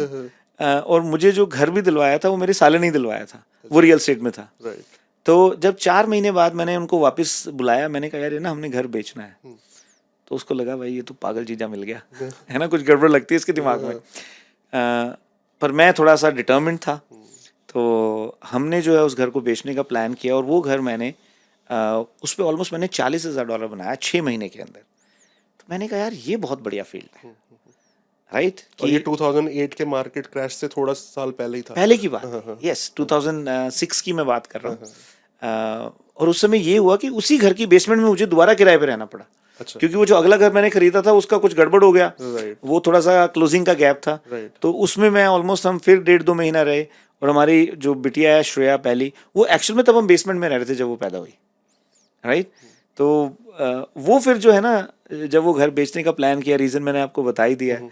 तो उससे मुझे लगा कि यार ये जो फील्ड है बड़ा अट्रैक्टिव है यहाँ पे, मुझे रियल एस्टेट करना चाहिए। फिर मैंने जो है अपने कोर्सेज करने शुरू किए। उसके बाद जब मैंने जॉब छोड़ने का प्लान किया तब मेरे कोर्सेज पूरे नहीं हुए थे, पर एक दिन ऐसे ही मन में आ गया तो मैंने जॉब भी छोड़ दी। फिर उसके बाद फटाफट से भागने लगा कि यार अब फटाफट से कोर्स कंप्लीट करूँ। सो 2006 दिसंबर में मैंने अपने कोर्सेज कंप्लीट किए। 7 में मैंने जो है रियल एस्टेट शुरू किया था। ये मैं आपको बोलूंगा जो risk taker Oh, ability yes, है ना ये आपकी, yes. ये हर किसी में नहीं होती, और वर्क आपके लिए करी जा रही है। कर एब्सोल्युटली, उससे कि मैं हौसला और बढ़ कनाडा जाता चले जाऊंगा, देखी जाएगी। देखी जाएगी। मैं 6 महीने जॉब नहीं लूंगा, देखी जाएगी। Yes. मैं घर बेच दूंगा, मैं बेसमेंट में रहूंगा, देखी जाएगी। मैं जॉब छोड़ दूंगा, देखी जाएगी। So, लेकिन वो आपके लिए एक्चुअली में फोर्सफुली कहीं बैक ऑफ द माइंड होता है कि यार कोई और ऑप्शन नहीं, अब करना ही पड़ेगा। एब्सोल्युटली। तो वो ये काम करता है। देखो उसने मुझे जिंदगी में एक चीज सिखाई, डिसीजन लो। गलत या ठीक डिसीजन नहीं होते हैं, make a decision and make it right. आप डिसीजन लो और उसको ठीक करो। तो वो जो एक फाइटिंग स्पिरिट है ना, वो इंसान में ज़रूर होनी चाहिए। और मुझे याद है, एक मैंने बहुत बड़ी डील की थी एक प्लाजा की, जब मैंने रियल एस्टेट शुरू किया था। ये 2008-2009 की बात है। उस समय मैं एक प्लाजा की डील के लिए मैं किसी के साथ बैठा हुआ था, तो मैं $5 लाख का कमिटमेंट करके आ गया था 3 महीने में। और आप बिलीव नहीं करोगे, मेरी अकाउंट के अंदर मैंने $12,000 का चेक दिया था। मैंने उसमें प्लाजा में पार्टनरशिप डाली थी। और मुझे उस समय रियल एस्टेट करते हुए मेरे ख्याल साल या 1.5 साल हुए थे। पर बैक ऑफ द माइंड एक चीज़ थी कि यार अगर इतने बड़े प्रोजेक्ट में मैं इन्वॉल्व हो गया ना, वो उस समय 15-20 मिलियन का प्रोजेक्ट था, तो मेरा शहर में नाम हो जाएगा। मेरे पास पैसे नहीं थे। तब आप रियल एस्टेट में ही जॉब कर रहे थे? तब नहीं, तब मैं रियल एस्टेट में आ गया था। राइट। तब मैं रियल्टर था। राइट। तो मैंने 12,500 का चेक दिया। वो पास होने के पैसे नहीं थे मेरे बैंक अकाउंट में, पर पता नहीं 3 महीने में कहाँ से इकट्ठे कर लिए हमने। वही कि आपने डिसीजन ले लिया, फिर करना ही पड़ेगा, करना ही पड़ेगा, ऑप्शन नहीं है। तो जब आपके अंदर देखो ये होता है कि जिंदगी में अगर आपके पास प्लान बी है ना, तो आप प्लान बी पे काम कर रहे हो। मैंने जिंदगी में कभी प्लान बी रखा ही नहीं, एक ही प्लान रखा। वो कहते हैं ना बैकअप रख लो, तो हम बैकअप नहीं रखा कभी। मैं कहता हूँ नहीं यार, एक ही प्लान बनाएंगे, उसी को कामयाब करेंगे। वही रिस्क टेकिंग एबिलिटी। सो रियल एस्टेट का फिर कैसे, जैसे आपने इमिग्रेशन में जाते ही झंडे गाड़ दिए, ऐसे रियल्टर में जाते ही ऐसे ही रियल एस्टेट में झंडे अच्छा गाड़े। अच्छा। मैंने पहले महीने में 4 डील्स की थी। राइट। ठीक है। पहले साल में मैंने 50 डीलें की, दूसरे साल में मैंने 90 डीलें की, तीसरे साल में तो मैंने ब्रोकरेज खोलने का प्लान कर लिया था। तीसरे साल में। राइट। सो 2007 में मैंने लाइसेंस लिया, 9 में हमने सेमएक्स खोलने का प्लान कर लिया था। तो उस टाइम पे 2008 का जो क्रैश था, क्या इम्पैक्ट हुआ आपको? मुझे कोई इतना इम्पैक्ट नहीं हुआ उसका, क्योंकि देखो ये क्रैश है या मार्केट डाउन है, उसमें जिस बंदे ने काम करना है ना यार, उसको कभी प्रॉब्लम नहीं आती। और उसके लिए तो ज़्यादा बिजनेस होता है, क्योंकि बहुत सारे लोग जो है, अब आप देखें हमने 2010 में रियल एस्टेट जो अपना सेवमैक्स को लॉन्च किया था, उस समय मार्केट कोई बहुत अट्रैक्टिव नहीं थी। फियर था मार्केट में, फियर था मार्केट के अंदर। 2008-2009 का क्रैश होके हटा था। राइट। अब मैंने आपको बताया 2008 में मैंने 90 डीलें की थी। 2009 के अंदर भी मैंने जब सेमएक्स खोलने का प्लान किया था, I was crossing 100 deals with my team. एक क्वेश्चन रहेगा मेरे माइंड में, इमिग्रेशन वाली आपने जॉब छोड़ी क्यों? इमिग्रेशन वाली जॉब क्यों छोड़ी यार? वो ना वो पागलपन जो दिमाग में था, एक दिन सुबह सुबह मैं 9 बजे घर से निकल रहा था। अब मैं 90,000 लाख डॉलर के करीब बनाता था, तो मेरे दिमाग में ख्याल आया यार ये 2.5 लाख कैसे बनाऊंगा, है ना? ये 80-90 हज़ार तो चलो अच्छा बन रहा है, पर 2.5 लाख डॉलर बनाने के लिए क्या करना है? बट आपको रियलाइजेशन थी आपस में सर्कल में बात करके कि उस टाइम पे 90,000 बहुत ज्यादा है? बहुत, ओ यस, ठीक है, एब्सोल्युटली, ठीक है। एब्सोल्युटली, बट आपको इंडिया वाला वो पड़ा हुआ था कि मेरे को तो 4 टाइम्स करना है एवरेज से, एब्सोल्युटली। राइट? देखो वो, अगर आपके अंदर वो भूख नहीं है, वो आग नहीं है, तो आप कुछ नहीं कर सकते, राइट? सो मुझे ये था कि यार मुझे ना 2.5 लाख डॉलर कैसे बनाना है। तो वो 2.5 लाख डॉलर बनाने में जो सबसे बड़ी प्रॉब्लम थी ना, वो ये 90,000 लगी। तो मैंने सोचा कि पहले यार ये जॉब छोड़ते हैं, पहले प्रॉब्लम क्रिएट करते हैं, फिर सॉल्व करेंगे। तो जब मैंने जॉब छोड़ी तो मेरे पास रियल एस्टेट का लाइसेंस नहीं था। आपको ये पता था कि रियल एस्टेट में जाना है? हाँ, मैं 2 एग्जाम्स कर चुका था, ओके ओके, राइट? ठीक है, प्लान था, मतलब प्लान माइंड में था, बट ऐसा नहीं था कि भाई मेरे पास लाइसेंस है, पता नहीं क्या होगा क्या नहीं होगा। उसके बाद मैंने फिर भाग दौड़ करनी शुरू की कि भाई फटाफट से लाइसेंस लूँ, और मुझे 1-1.5 महीना लगा अपना जो तीसरा एग्जाम क्लियर करने में, और फिर उसके बाद जो है मैंने अपना रियल एस्टेट शुरू किया। पर कहीं ना मैं ज़िंदगी में एक शायद मेरे अंदर बहुत बड़ी क्वालिटी रही है, मैं ना इग्नोरेंट बहुत रहा हूँ। मतलब कभी ना मैंने सोचा नहीं इतना कि यार अच्छा, अगर मेरी मॉर्गेज के लिए पैसे नहीं है मेरे पास, ये नहीं है, पर मन में जो आया ना मैंने किया ज़रूर है। कभी नुकसान हुआ उसका? बहुत बार हुआ है, पर वो नुकसान उस समय दिखा, सिर्फ बाद में वो फायदा ही था, राइट? बहुत बार लाइफ में ऐसा लगा कि यार ओहो मैंने यार गलत डिसीजन ले लिया और इसके करके मुझे ये नुकसान हो गया। पर 1-2 साल बाद मुझे एहसास हुआ कि नहीं यार, वो नुकसान नहीं था, वो फायदे के लिए हुआ था। वो शायद वहां पे मैंने बड़ा अमाउंट लूज करना हो, पर मैं छोटे में बच गया। ये सच्चाई है जिंदगी की। कभी भी आपके साथ इस तरह की कोई चीज़ हो जहाँ पे आपको लगे कि यार ये मुझे ना कहीं सेटबैक लगा है, आप उसको एहसास करके देखिए, 2 साल बाद वो सेटबैक शायद आपकी जिंदगी का सबसे बड़ा गेन होगा। और मेरे साथ बहुत बार लाइफ में ऐसा हुआ है। बहुत बार मुझे ऐसा लगा कि यार मेरे को बैक स्टैबिंग हुई है। बहुत बार मुझे ऐसा लगा कि यार मेरे को चीट किया गया है। बहुत बार ऐसा लगा कि यार ये बंदे के लिए मैंने बहुत कुछ किया था, ये छोड़ क्यों गया, राइट? पर बाद में जब आके मैंने देखा ना, तो मुझे लगा कि यार अच्छा हुआ ये छोड़ गया। क्यों? उससे मैं अपने आप को बेहतर बना पाया हूँ। Experiences, right? देखिए, आप अगर घर से बाहर निकले और आपकी गाड़ी को कोई छोटा सा एक्सीडेंट हो गया, तो गाड़ी में से उतर के शुक्राना करें कि यार मैं छोटे में बच गया। शायद इस रुकने करके आपका आगे बहुत बड़ा एक्सीडेंट होने से बच गया।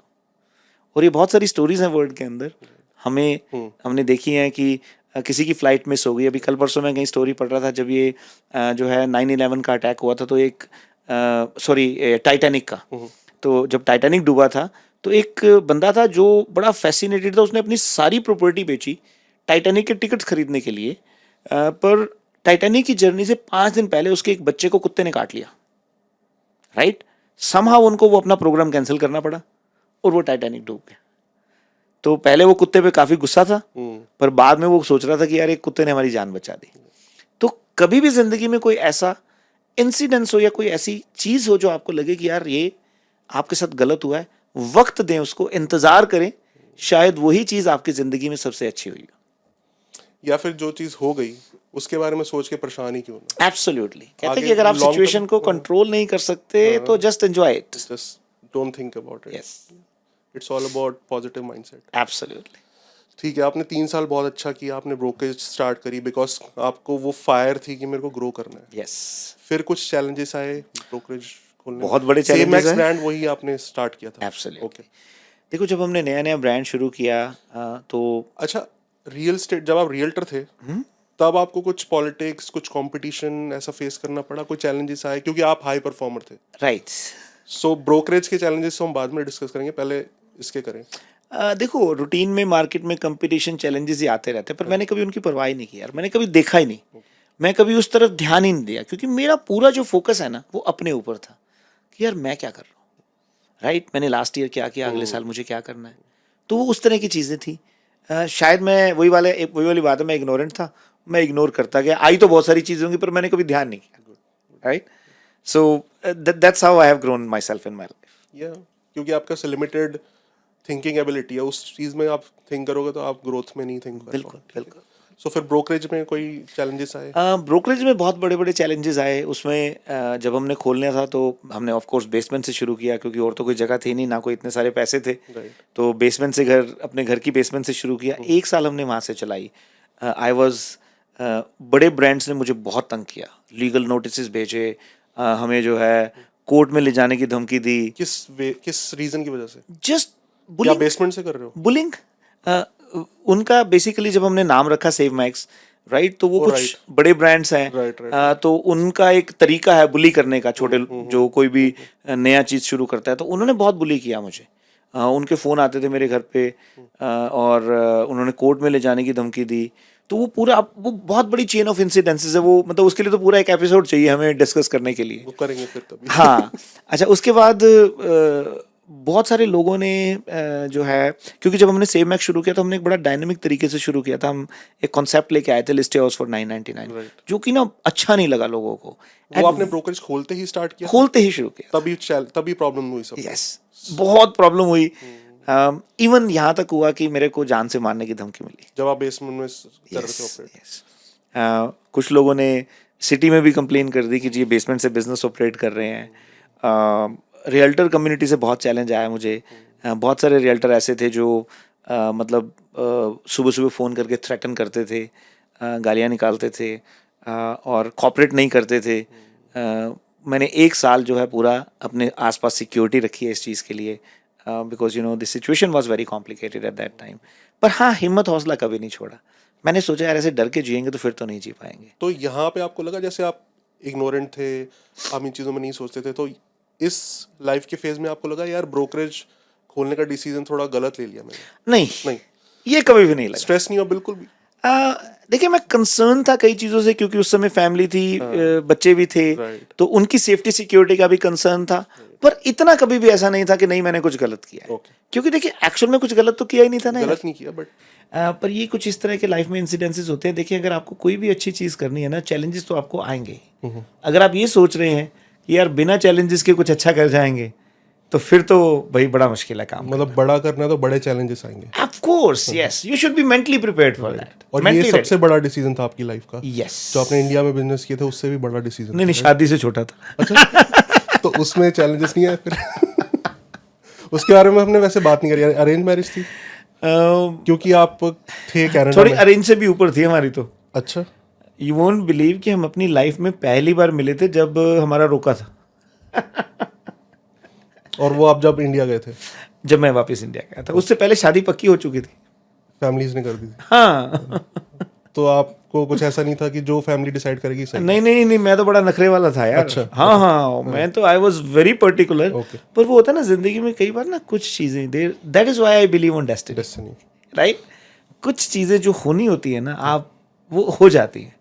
एंड मैं बहुत बार निधि से बोलता हूँ कि निधि, अगर तेरी जगह किसी और से शादी हुई होती, क्योंकि जितना मैं क्रेजी था या पैशनेट था अपने काम के लिए या इन चीज़ों के लिए, तो मैं कहा पक्का मेरा डिवोर्स हो गया होता अब तक। बिकॉज अगर मैं उनकी तरफ से सोचूं, आते ही वो कनाडा में बेसमेंट में रुक रहे हैं। yes. इतने सारे चैलेंजेस आ रहे हैं, सिक्योरिटी चैलेंजेस आ रहे हैं। फिर हसल कर रहे हैं, आप बेसमेंट में रह के बिजनेस सेटअप कर रहे हो, मे बी 12-14 घंटे 8-18 घंटे काम कर रहे हो, बिल्कुल, राइट। सो हाँ, उस टाइम पे अगर कोई सपोर्ट कर रहा है तो वो ट्रू लाइफ पार्टनर है, राइट। सो दैट्स गुड, और वो होना भी चाहिए। Absolutely. अगर स्पाउस का सपोर्ट ना हो, आप कुछ नहीं कर सकते। देखो, लाइफ में जो आपका परिवार है ना, आपकी वाइफ, आपके स्पाउस कह लें आप, आपके बच्चे, वो भी आपके साथ बहुत सारा सेक्रीफाइस करते हैं, बहुत सारा उनका भी कंट्रीब्यूशन होता है, जो हम बहुत बार इग्नोर कर देते हैं, जिसको बहुत बार हम शायद अंडरस्टैंड नहीं कर पाते। और मुझे खुद कई बार लगता है कि यार मुझे उसके लिए ज़्यादा थॉटफुल होना चाहिए, मुझे उसके लिए ज़्यादा थैंकफुल होना चाहिए। पर बहुत बार हम क्योंकि ना लाइफ में भागी जा रहे हैं, तो शायद हमें कोई चीज़ आराम से मिल जाए तो शायद उसकी वैल्यू भी नहीं एहसास होती है। तो कई बार ऐसा भी हो जाता है ज़िंदगी में। But I think that's very important and integral part of our life. But मेरे लिए बड़ा शॉकिंग है कि कनाडा भी ऐसी चीज़ हो रही है कि आपको लाइफ थ्रेट्स मिल रहे हैं और ऐसे लेटर्स आ रहे हैं और कॉल पे धमकियां आ रही हैं। यस। देखिए, इन जनरल ये बहुत प्यारा कंट्री है, बहुत अच्छा कंट्री है, यहाँ बड़ी सेफ्टी है, सिक्योरिटी है। पर देखो, हर जगह पे कुछ ना कुछ अनफॉर्चुनेट इंसिडेंट्स तो होते ही रहते हैं। अब आप यहाँ पे भी देखो कि यहाँ पे भी we get to know every other day कि कहीं पे कारों की चोरी हो रही है, कहीं पे कुछ इस तरह के इंसिडेंसेस हो रहे हैं। तो पर मेजोरिटी अच्छे लोग हैं। देखें, ये चीज़ हमें एक्सेप्ट करनी चाहिए। हमें जो अच्छी चीज़ है हम उस पर फोकस करते हैं, बुरी चीज़ को थोड़ा सा इग्नोर करके चलते हैं। राइट। बट हर कोई नहीं कर पाता ये चीज़ें इग्नोर। सो हमें भी 5 साल हो गए हैं। 5 साल में हमने नोटिस किया बहुत कुछ चेंज हो गया। राइट। आपको तो इतना टाइम हो गया, तो आपने भी बहुत चीज़ें नोटिस करी ओह होंगी। एब्सोल्युटली। सो कुछ आपका इसके बारे में व्यू है कि इतने सारे इमिग्रेंट्स आ रहे हैं, 500,000 इमिग्रेंट्स आ रहे हैं, सो कुछ इम्प्रूव हो सकता है इंफ्रास्ट्रक्चर वाइज कनाडा में उतने इमिग्रेंट्स को कंफर्टेबल लाइफ देने के लिए? हाँ, देखिए, इमिग्रेंट तो आप ये कह लें कि इस कंट्री की, इस इकोनॉमी की, इस सोसाइटी की एक जान है। अगर आप कनाडा की पॉपुलेशन देखें तो शायद आपको अगर इमिग्रेंट्स को यहाँ लाना बंद कर दें तो there is a fair chance कि यहाँ पे नेगेटिव ग्रोथ होनी शुरू हो जाएगी। राइट। तो इमिग्रेंट्स इस कंट्री को एक फंडामेंटल, एक बेसिक जो नेसेसिटी है एक पॉपुलेशन ग्रो करने की, ग्रोथ करने की, वो हमें इमिग्रेंट्स के थ्रू मिलती है। बहुत कुछ किया जा सकता है, स्पेशली जब यहाँ एक नया इमिग्रेंट उतरता है तो उसको एयरपोर्ट से पिकअप करना, उसको सपोर्ट करना, उसको रेंटल अकोमोडेशन प्रोवाइड करना, उसको जॉब के लिए हेल्प करना, उसको इस कंट्री का एक ओवरव्यू देना। ड्राइविंग लाइसेंस है, किस तरीके से आपने अपना क्रेडिट एस्टेब्लिश करना है, और बहुत सारी जो है नॉन प्रॉफिट ऑर्गेनाइजेशन इस पर काम भी करती हैं। बट आई थिंक उस पर बहुत ज़्यादा काम करने की ज़रूरत है। अवेयरनेस नहीं है। इसी चीज़ को ध्यान में रखते हुए हमने भी एक इस तरह का इनिशिएटिव लिया है, जो हमने एक पोस्ट लैंडिंग सर्विस हम प्रोवाइड करते हैं अपने कस्टमर्स को, कुछ क्लाइंट्स को, कि जब वो कनाडा यहाँ लैंड करते हैं तो उनको किस तरह से सपोर्टिंग सिस्टम चाहिए, सिन नंबर है, उनको फ़ोन नंबर चाहिए। सो ये सारी हम सर्विस भी प्रोवाइड करते हैं, जिसकी इन्फॉर्मेशन हमारी वेबसाइट पर भी मिल जाएगी। इसी चीज़ को ध्यान में रखते हुए देखिए, इमिग्रेंट को अगर पहले 6 महीने उसको एक अच्छा सपोर्ट सिस्टम मिल जाए तो जो काम उसने 5 साल में करना है वो 2 साल में कर सकता है। तो उसकी जो ग्रोथ है, उसकी जो सक्सेस है, उसको हम एक्सपीडाइट कर सकते हैं। राइट। और उसको थोड़ा सा कंफर्टेबल कर सकते हैं। राइट। वही जैसे आपने बोला कि शुरू में आपको जो सपोर्ट था, राइट, 15 डेज में वो सपोर्ट ही अच्छा ना होता तो मे बी आप चले जाते। बहुत सारे लोगों के साथ ऐसा होता है यहाँ पे कि ये बहुत मैटर करता है। और मैं बहुत बार लोगों को ये बताता हूँ कि यार, अगर जब भी आप इस कंट्री में एंटर कर रहे हो ना, तो जब एयरपोर्ट पे उतरो ना, तो हाथ जोड़ के एक दुआ करना कि हे भगवान, हमें अच्छे लोग ही मिलाना। हमें वो जो अच्छे लोग हैं ना, वो आपकी ज़िंदगी की डायरेक्शन बदल देते हैं। सोच के देखो, अगर आप किसी ऐसे इंसान के पास आ गए जिसका एक नेगेटिव एटीट्यूड है, तो वो आपको वापस भेजे बिना मानेगा नहीं। और यहाँ बहुत सारे ऐसे लोग हैं जो बहुत सारे लोगों को वापस भेज चुके हैं, खुद यहीं बैठे हैं। एग्जैक्टली। सो पॉजिटिव स्टार्टिंग से अगर माइंडसेट रहेगा, एब्सोल्युटली, सो सक्सेसफुल हो गए। तो उसके बाद नेक्स्ट स्टेप क्या था? आपने ब्रोकरेज स्टार्ट कर दी, एंड इन चैलेंजेस पे मे बी अभी भी चैलेंजेस आते हो सर, राइट? देखिए, ये जो चैलेंजेस है ना, यही तो बिजनेस है। जो हम प्रॉब्लम्स की बात करते हैं, अगर प्रॉब्लम नहीं होगी तो आपका बिजनेस नहीं होगा। देखो, आज वर्ल्ड के अंदर कोई भी बिजनेस जो है ना, वो प्रॉब्लम से ही शुरू होता है। हम उस प्रॉब्लम का सोल्यूशन प्रोवाइड कर रहे हैं। देखिए, अगर किसी क्लाइंट को प्रॉब्लम है कि उसके पास रहने के लिए घर नहीं है, तो हमारे पास सोल्यूशन है कि हम आपको घर ले देंगे। राइट। सो बिजनेस में हमेशा चैलेंजेस से हमें घबराना नहीं चाहिए, चैलेंजेस को तो एक्सेप्ट करना चाहिए, क्योंकि अगर वो चैलेंजेस नहीं है तो आप बिजनेस को कभी भी बड़ा नहीं कर सकते। तो आज हमारे थोड़े डिफरेंट तरह के चैलेंजेस हैं, क्योंकि आज हम इसको इंटरनेशनल लेवल पे ग्रो कर रहे हैं। अभी देखें, इंडिया में हमने काफ़ी ऑफिसेज खोले हैं, कनाडा में of course we have gone all across the country. उसके बाद हम यूएस में, ऑस्ट्रेलिया में, दुबई में, इन जगहों पे अपने बिजनेस को एस्टेब्लिश करने का प्लान कर रहे हैं। पर किसी भी चीज़ के अंदर, चाहे वो इमिग्रेंट की जर्नी है, चाहे वो बिजनेस की जर्नी है, जो एक ज़िंदगी का सबसे बड़ा चैलेंज है ना, वो ये है अच्छे लोग मिलना। अगर आपको, चाहे वो आपके चाहे शादी होनी है, चाहे आपको दोस्त मिलने हैं, चाहे आपको कलीग्स मिलने हैं, चाहे आपको जॉब्स के लिए कोई लोग चाहिए, अगर आपको अच्छा इंसान मिल गया ना, फिर आपको कोई टेंशन नहीं है। तो ये जो एक क्रक्स मैंने निकाला अपनी लाइफ के अंदर, कि कोशिश ये करो, अच्छा इंसान मिल जाए तो छोड़ो मत। Nice, very valid. उस पॉइंट व्यू से मैं कभी सोचा नहीं, बट क्योंकि मे बी हम इग्नोर कर देते हैं। अच्छा इंसान मे बी मेंटर और योर स्पाउस और your business partner, right? That's very valid. So next step क्या था? आपने ब्रोकरेज स्टार्ट कर दी, राइट। फिर चैलेंजेस भी आपने ओवरकम कर लिए, राइट। देखिए, उसके बाद ये था कि अच्छा, अब हमें इसको एस्टेब्लिश कैसे करना है, इसको आगे ग्रो कैसे करना है। बेसमेंट से कब आप मूव हुए? ऑलमोस्ट हमने 2010 अप्रैल में जो है सेमेक्स को लॉन्च किया था। सो 2010 एंड 2011 हम बेसमेंट में रहे. ओके. उसके बाद 2012 में हमने जो अपना पहला कमर्शियल ऑफिस ब्रैम्पटन में खोला. तो फिर वहाँ धीरे धीरे टीम को और बड़ा करना शुरू किया. मुझे याद है कि उसके बाद जब हमें मिसिसागा में पहला ऑफिस, जो मिसिसागा वाला ऑफिस हम लेने की बात चल रही थी, तो वो बहुत बड़ा ऑफिस था, ऑलमोस्ट 7-8 हज़ार स्क्वायर फीट का. और वो ना सब लीज पे लगा हुआ था. और वो 10 महीने का सिर्फ 50,000 किराया मांग रहे थे. Fully furnished office. तो मैं अपनी टीम के 25-30 लोगों को लेके गया साथ में. तो वहाँ पे ना मैंने ऑफिस देखा, मुझे बड़ा अच्छा लगा, पर हमारी ज़रूरत नहीं थी वो.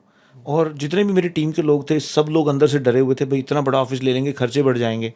तो आप सोच के देखो कि उस समय सिर्फ एक ही आदमी मेरे साथ तैयार था मेरे उस डिसीजन में साथ खड़ा होने के लिए, और वो मैं खुद था. Right. So in spite of all the odds I made that decision. सिर्फ ये सोचा, यार 50,000 का रिस्क है, ले लेते हैं ऑफिस, है ना, अगर नहीं बनी बात तो छोड़ देंगे. Risk taking ability again. Right. तो मैंने वो डिसीजन लिया. आज मुझे लगता है कि वो हमारी प्रोफेशनल लाइफ का was one of the best decision, क्योंकि उसने ना मुझे इतना प्रेशर डाला कि मुझे लगा कि यार मेरे पास इतना बड़ा ऑफिस है, मुझे ग्रो करना है, मुझे कुछ और करना है. तो वहाँ से मैंने फिर टीम को और ग्रो करना शुरू किया और उसको सिस्टम को और बड़ा किया. उसके बाद अगला चैलेंज आया पैंडमिक का. पैंडमिक में भी यही सेम सिचुएशन थी. उस समय हमने ये सोचा कि अब हम इसको ब्रांड को नेशनल और इंटरनेशनल लेवल पे कैसे ग्रो कर सकते हैं. सो 2020 के अंदर जब बहुत सारी ब्रोकरेजेस बंद हो रही थी, तो उस समय Save Max was growing at the fastest pace of our history. 2020 से लेकर 2022 तक हमने कंपनी को 5 गुना बड़ा किया है. राइट. और उसके अंदर सोशल मीडिया का बहुत बड़ा योगदान रहा है. वहाँ पे मैंने जो है सोशल मीडिया के वीडियोस वगैरह बनाने शुरू किए, अपने आप को थोड़ा सा एक्सपोज करना शुरू किया, and that really worked very well. So मैं जितने भी लोगों के थॉट प्रोसेस में एक एंटरप्रेन्योरियल जर्नी को या उसको एक एंजॉय करने का वो है, मैं ज़रूर आपको ये रेकमेंड करूँगा, एक ज़िंदगी में डिसीज़न लेना सीखें. और ये मत सोचे कि डिसीज़न गलत है या ठीक है. कोई भी डिसीज़न गलत या ठीक नहीं होता. Make a decision and make it right. दूसरा, बी इग्नोरेंट. बहुत सारी चीज़ें, हमारा काम है कर्म करना, हमारा काम है उसके ऊपर मेहनत करना. Don't look for the outcome. Outcome हमेशा ही अच्छी होती है. आज आपको शायद एहसास ना हो, पर जब आपको एहसास होगा तो आपको लगेगा कि that was the best outcome. Right. So चलते चले. Very good learnings. But social media की आपने बात करी है, मैं क्विकली उस पर टच करना चाहूँगा. डेफिनेटली. कब आपने रियलाइज करी सोशल मीडिया की पावर? बिकॉज पहले आप 2 साल पहले नहीं थे सोशल मीडिया पे. हाँ, तो लास्ट 2-2.5 साल में मैंने उस पर काफ़ी ग्रो किया है. अभी भी मैं उस पर इतना टाइम नहीं लगा पाता. मैं अभी भी सिर्फ उसको जो है, मुझे लगता है कि मैं 5% ही उस पर अपना एफर्ट्स डाल रहा हूँ, क्योंकि बहुत सारी चीज़ें और भी लाइफ में करने को है मेरे पास. बट अभी लेट मी टेल यू, आप इन्फ्लुएंसर से ज़्यादा अच्छा कर रहे हो. हम भी उतना पोस्ट नहीं करते उतने अच्छे से जितना आप अच्छे से करते हो. लिंक्डइन एंड फेसबुक वगैरह पे लाइव जाना और ये सब इंटरेक्शन करना. सो बहुत अच्छा आप कर रहे हो. Thank you. आपकी टीम को भी और आपको भी अप्रिशिएट. लेकिन उसमें स्टार्टिंग में कोई चैलेंजेस आए आपको? स्टार्टिंग में बहुत सारे चैलेंजेस थे यार. मैं टेकी नहीं हूँ बिल्कुल भी. मुझे पता नहीं है कि एडिटिंग किस तरह से करनी है. मुझे ये नहीं पता कि यार अच्छा हैशटैग्स किस तरह से यूज़ करने हैं. तो वो बहुत बड़े चैलेंजेस थे मेरे पास. अच्छा, फिर टाइम का बहुत बड़ा चैलेंज था. टाइम को मैनेज करना is hell of A job for. But फिर भी मैंने काफ़ी कोशिश की. उसके अलावा बहुत सारे चैलेंजेस और भी आए कि लोगों ने क्रिटिसाइज़ करना बहुत शुरू कर दिया. ख़ास तौर पे because we come from a background जहाँ पे English is not our first language. Right. तो वो बहुत सारा क्रिटिसिज्म होता था. अच्छा, कुछ हमारा बिजनेस मॉडल जो था वो बहुत सारे लोगों को अच्छा नहीं लगता था, खासतौर पे जो हमारे कंपटीटर हैं. तो वो भी बार बार नाम बदल के या कुछ इस तरह की चीज़ें करके काफ़ी उन्होंने मतलब जो है इस चीज़ पे कोशिश की है कि किस तरह से हमें नीचे किया जाए. But I think this was all the blessings and best wishes of the God as well, कि हम उसके बावजूद भी जो है डटे रहे उस चीज़ के ऊपर और ग्रो करते रहे. वो बहुत अच्छे से टैकल करते हो आप. जो नेगेटिव कमेंट्स आते हैं ना, कभी कभी मैंने नोटिस किया, जो नेगेटिव कमेंट करने वाला होता है ना, वो भी आपका फैन बन जाता है. मैंने बहुत दोस्त बनाए हैं यार. हाँ, बहुत सारे लोगों के बाद मैंने उसके साथ बैठ के लंच डिनर किया है और बहुत अच्छे दोस्त बने हैं उससे मेरे. राइट. क्योंकि होता पता क्या है, ये एक ना जिंदगी का मैं ये बोलूँगा कि this is we all should understand this part of the life. हम जिंदगी में अगर किसी आदमी से डील नहीं किया ना, उसके बारे में दूसरों की सुनी सुनाई बात पे अपना ओपिनियन मत बनाए। हम लोगों का चैलेंज क्या है, हम लोग उस इंसान को जानते तो है नहीं, बस हमें तो कमेंट करना है, हमें तो कुछ ना कुछ बोलना है उसके ऊपर यार, तो नेगेटिव ही बोल लेते हैं। अच्छा, बहुत बार ऐसी ऐसी चीज़ें लिखी होती है कि मुझे खुद लगता है कि यार इस आदमी का थॉट प्रोसेस किस तरह से रहा होगा। फिर मुझे लगता है कि यार अच्छा, जैसा भी रहा हो, हम कोशिश करते हैं इसके थॉट प्रोसेस को अच्छा करने की। शायद वो बेचारा पता नहीं कहाँ से कौन सी हिट खा के आया हुआ है जिसने उसका इस तरह का थॉट प्रोसेस डेवलप कर दिया। उसके सराउंडिंग, जैसे आप बोलते हैं, उसके सराउंडिंग्स अच्छे नहीं होंगे, Absolutely. वो सब वैसे ही बात करते होंगे, negative vibe and everything. So you always feel pity on them. You always feel pity on their circumstances. पर मैं उससे भी ज़्यादा थोड़ा आगे निकल के काम करने की कोशिश करता हूँ। मैं कहता हूँ यार अच्छा चलो देखते हैं, मैं उसको चैलेंज की तरह लेता हूँ, मैं इसको क्या पॉजिटिव बना सकता हूँ। राइट। और मैंने बहुत सारे लोगों को किया है, राइट। और उनको बहुत अच्छा दोस्त बनाया। कोई स्पेशल कमेंट आपको याद है टिकटॉक या इंस्टाग्राम पे? हाँ, बिल्कुल याद है। अच्छा, मैं क्या होता था कि मैं ना थोड़ा फास्ट बोलता था पहले, अभी मैं धीरे धीरे उस पर जो है I am trying my level best. तो मैं जब प्रॉपर्टी बोलता था तो वो पूपर्टी लगता था, राइट? वो मुझे अच्छा, पहले मैंने भी नोटिस नहीं किया, तो बाद में हम तो फ्लो में बोल रहे हैं। तो बाद में जब लोगों ने कमेंट करना शुरू किया ना, और काफी लोगों ने किया, तो मैंने सुना तो मुझे खुद को लगने लग गया कि यार ये तो वाकई में पुपर्टी निकल रहा है। So I asked my daughter Shreya, मैंने कहा Shreya can you help me out in this pronunciation, and she help me out. तो उसके बाद फिर मैंने उसको थोड़ा स्लो बोलना शुरू किया, तो फिर मैंने उसको प्रॉपर्टी बोलना शुरू किया। अच्छा, जब वो करना शुरू किया तो फिर लोगों के कमेंट्स आते थे कि यार आप प्रॉपर्टी क्यों नहीं बोल रहे हो। उससे एंगेजमेंट ज्यादा आती है, एंगेजमेंट ज्यादा आती है, लोग जब कमेंट कर रहे हैं। वो भी एक तरीका है सोशल मीडिया का, बट दैट्स सो नाइस कि आप उसको पॉजिटिवली लेते हो। डेफिनेटली। नहीं तो उस पे ऑफेंड होके कई लोग सोचते हैं यार मैं कमेंट्स ऑफ कर दूं, वीडियो डाल दूं, लेकिन आप उनका रिप्लाई करते हो। So that's really nice. देखिए, मैं ये मानता हूँ कि हमें अपनी ज़िंदगी में अगर आगे बढ़ना है, कुछ सीखना है, तो हमें हर आदमी को उसकी बात रखने का हक देना चाहिए। और मैं लोगों को बार बार ये रिक्वेस्ट करता हूँ, आप कुछ भी कमेंट्स डालें, आपने क्रिटिसाइज करना है आप करें, सिर्फ आप शब्दों का इस्तेमाल अच्छा करें। आप उसमें गाली गलौज, कोई इस तरह के वर्ड्स नहीं यूज़ करें जो कि किसी के लिए डिसरिस्पेक्टफुल हो। बट मैं फिर ये सोचता हूँ कि यार इंसान ने जो सीखा है वही करेगा, राइट? सो हो सकता है उनकी अपब्रिंगिंग इस तरह की रही हो, तो फिर ये सोच के मैं फिर उसको जो है इग्नोर कर देता हूँ। बट हाँ, जैसे हम भी अगर किसी को फीडबैक देंगे, हम स्ट्रक्चरल फीडबैक देंगे यस, कि ऐसे आप इम्प्रूव कर सकते हो। एब्सोल्युटली, वो फीडबैक देने का तरीका ही होता है। बहुत ज़रूरी है। देखिए, मैं ये मानता हूँ कि ज़िंदगी में कोई भी लीडर अगर इस चीज़ से डरता है ना कि उसका क्रिटिसिज्म हो रहा है, अगर इस चीज़ से डरता है कि उसको अपने आस पड़ोस सराउंडिंग में वो लोग रखने हैं जो सिर्फ यस मैन हो, वो लीडर बन ही नहीं सकता। वो आदमी कभी ज़िंदगी में ग्रो कर ही नहीं सकता। मेरे ऊपर बहुत बार एलिगेशन लगता है इस चीज़ का कि जी आप सिर्फ उन्हीं लोगों को आगे करते हो जो आपको जो है बटरिंग करते हैं। ऐसा नहीं होता। देखिए, कॉर्पोरेट के अंदर एक चीज़ ध्यान में रखें, आपको कोऑर्डिनेशन करने में कभी भी हिचक नहीं होनी चाहिए। आप मुझे बताएं, आप अपने साथ किसी ऐसे आदमी को रखना चाहेंगे जो आपको कोऑर्डिनेशन ना करे, जो आपको हर बात पे जो है वो आपको मतलब क्रिटिसाइज ही करता रहे, या हर बात पे आपको उंगली करता रहे? You don't want anybody like that. Leaders का टाइम बहुत वैल्यूबल होता है। Absolutely. अगर आपको ग्रो करना है, आप ये चीजें जो नॉन प्रोडक्टिव चीजें उन पर टाइम नहीं वेस्ट करना चाहोगे। Not at all. Not at all. क्योंकि हमारे पास लिमिटेड टाइम है। हम उस लिमिटेड टाइम को प्रोडक्टिविटी में, कंस्ट्रक्टिव चीज़ों के अंदर, कंस्ट्रक्टिव क्रिटिसिज्म के अंदर, और एक दूसरे को बेहतर बनाने में कैसे इस्तेमाल कर सकते हैं, राइट? ये बहुत ज़रूरी है। अच्छा, दूसरा, मैंने ना लास्ट 8-10 साल से एक छोटी सी प्रैक्टिस करता हूँ मैं, और वो अब मेरी काफ़ी अच्छी उसमें जो है पकड़ हो गई है। मैं हर साल ना अपना काम करने का स्टाइल डिटर्मिन करता हूँ। सो अक्टूबर नवंबर में मैं ये डिसाइड करता हूँ कि अगला साल मुझे किस तरीके से जो है निकालना है। वो एग्जांपल दे सकते हो आप? मैं आपको एग्जांपल देता हूँ। जैसे 2020 में, 2019 में मैंने अपनी टीम को बुलाया। मैंने कहा कि 2020 में आप सब लोग ना अपने हिसाब से काम करो, आप लोग अपना थॉट प्रोसेस चलाओ, मैं आपको ऑब्जर्व करूँगा, and we will see which thought process is best. 2021 में मैंने एक टारगेट लिया कि I will give people what is best for them, ठीक है? सो 2022 में मैंने टारगेट लिया कि इस साल ना मुझे अपने बिजनेस में जो है लोगों को एक्सपेरिमेंट करने देना है। तो मैं अपनी टीम को बुला के बताता हूँ नवंबर में। अब जैसे 2023 का मैं बताता हूँ, सो 2023 नवंबर में मैंने डिसाइड किया कि 2022 नवंबर में कि 2023 I will not give people what is best for them, I will give them what they want. Okay, तो ये पूरे साल मेरा जो है ना बिजनेस करने का एक स्टाइल रहेगा, राइट।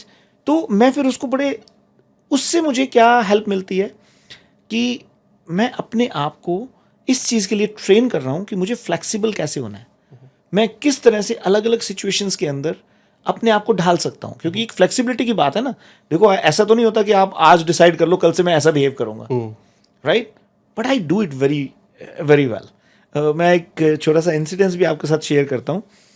एक बार मैं और निधि हमने कहीं जाने का प्लान किया, हमने वॉन जाना था, तो उसके अगले दिन हमारी मैरिज एनिवर्सरी थी जो मुझे याद नहीं थी। तो निधि ने सीक्रेटिवली एक होटल बुक किया हुआ था टोरंटो के अंदर, और चुपचाप उसने ना ट्रंक में जो है सूटकेस वगैरह डाल दिया।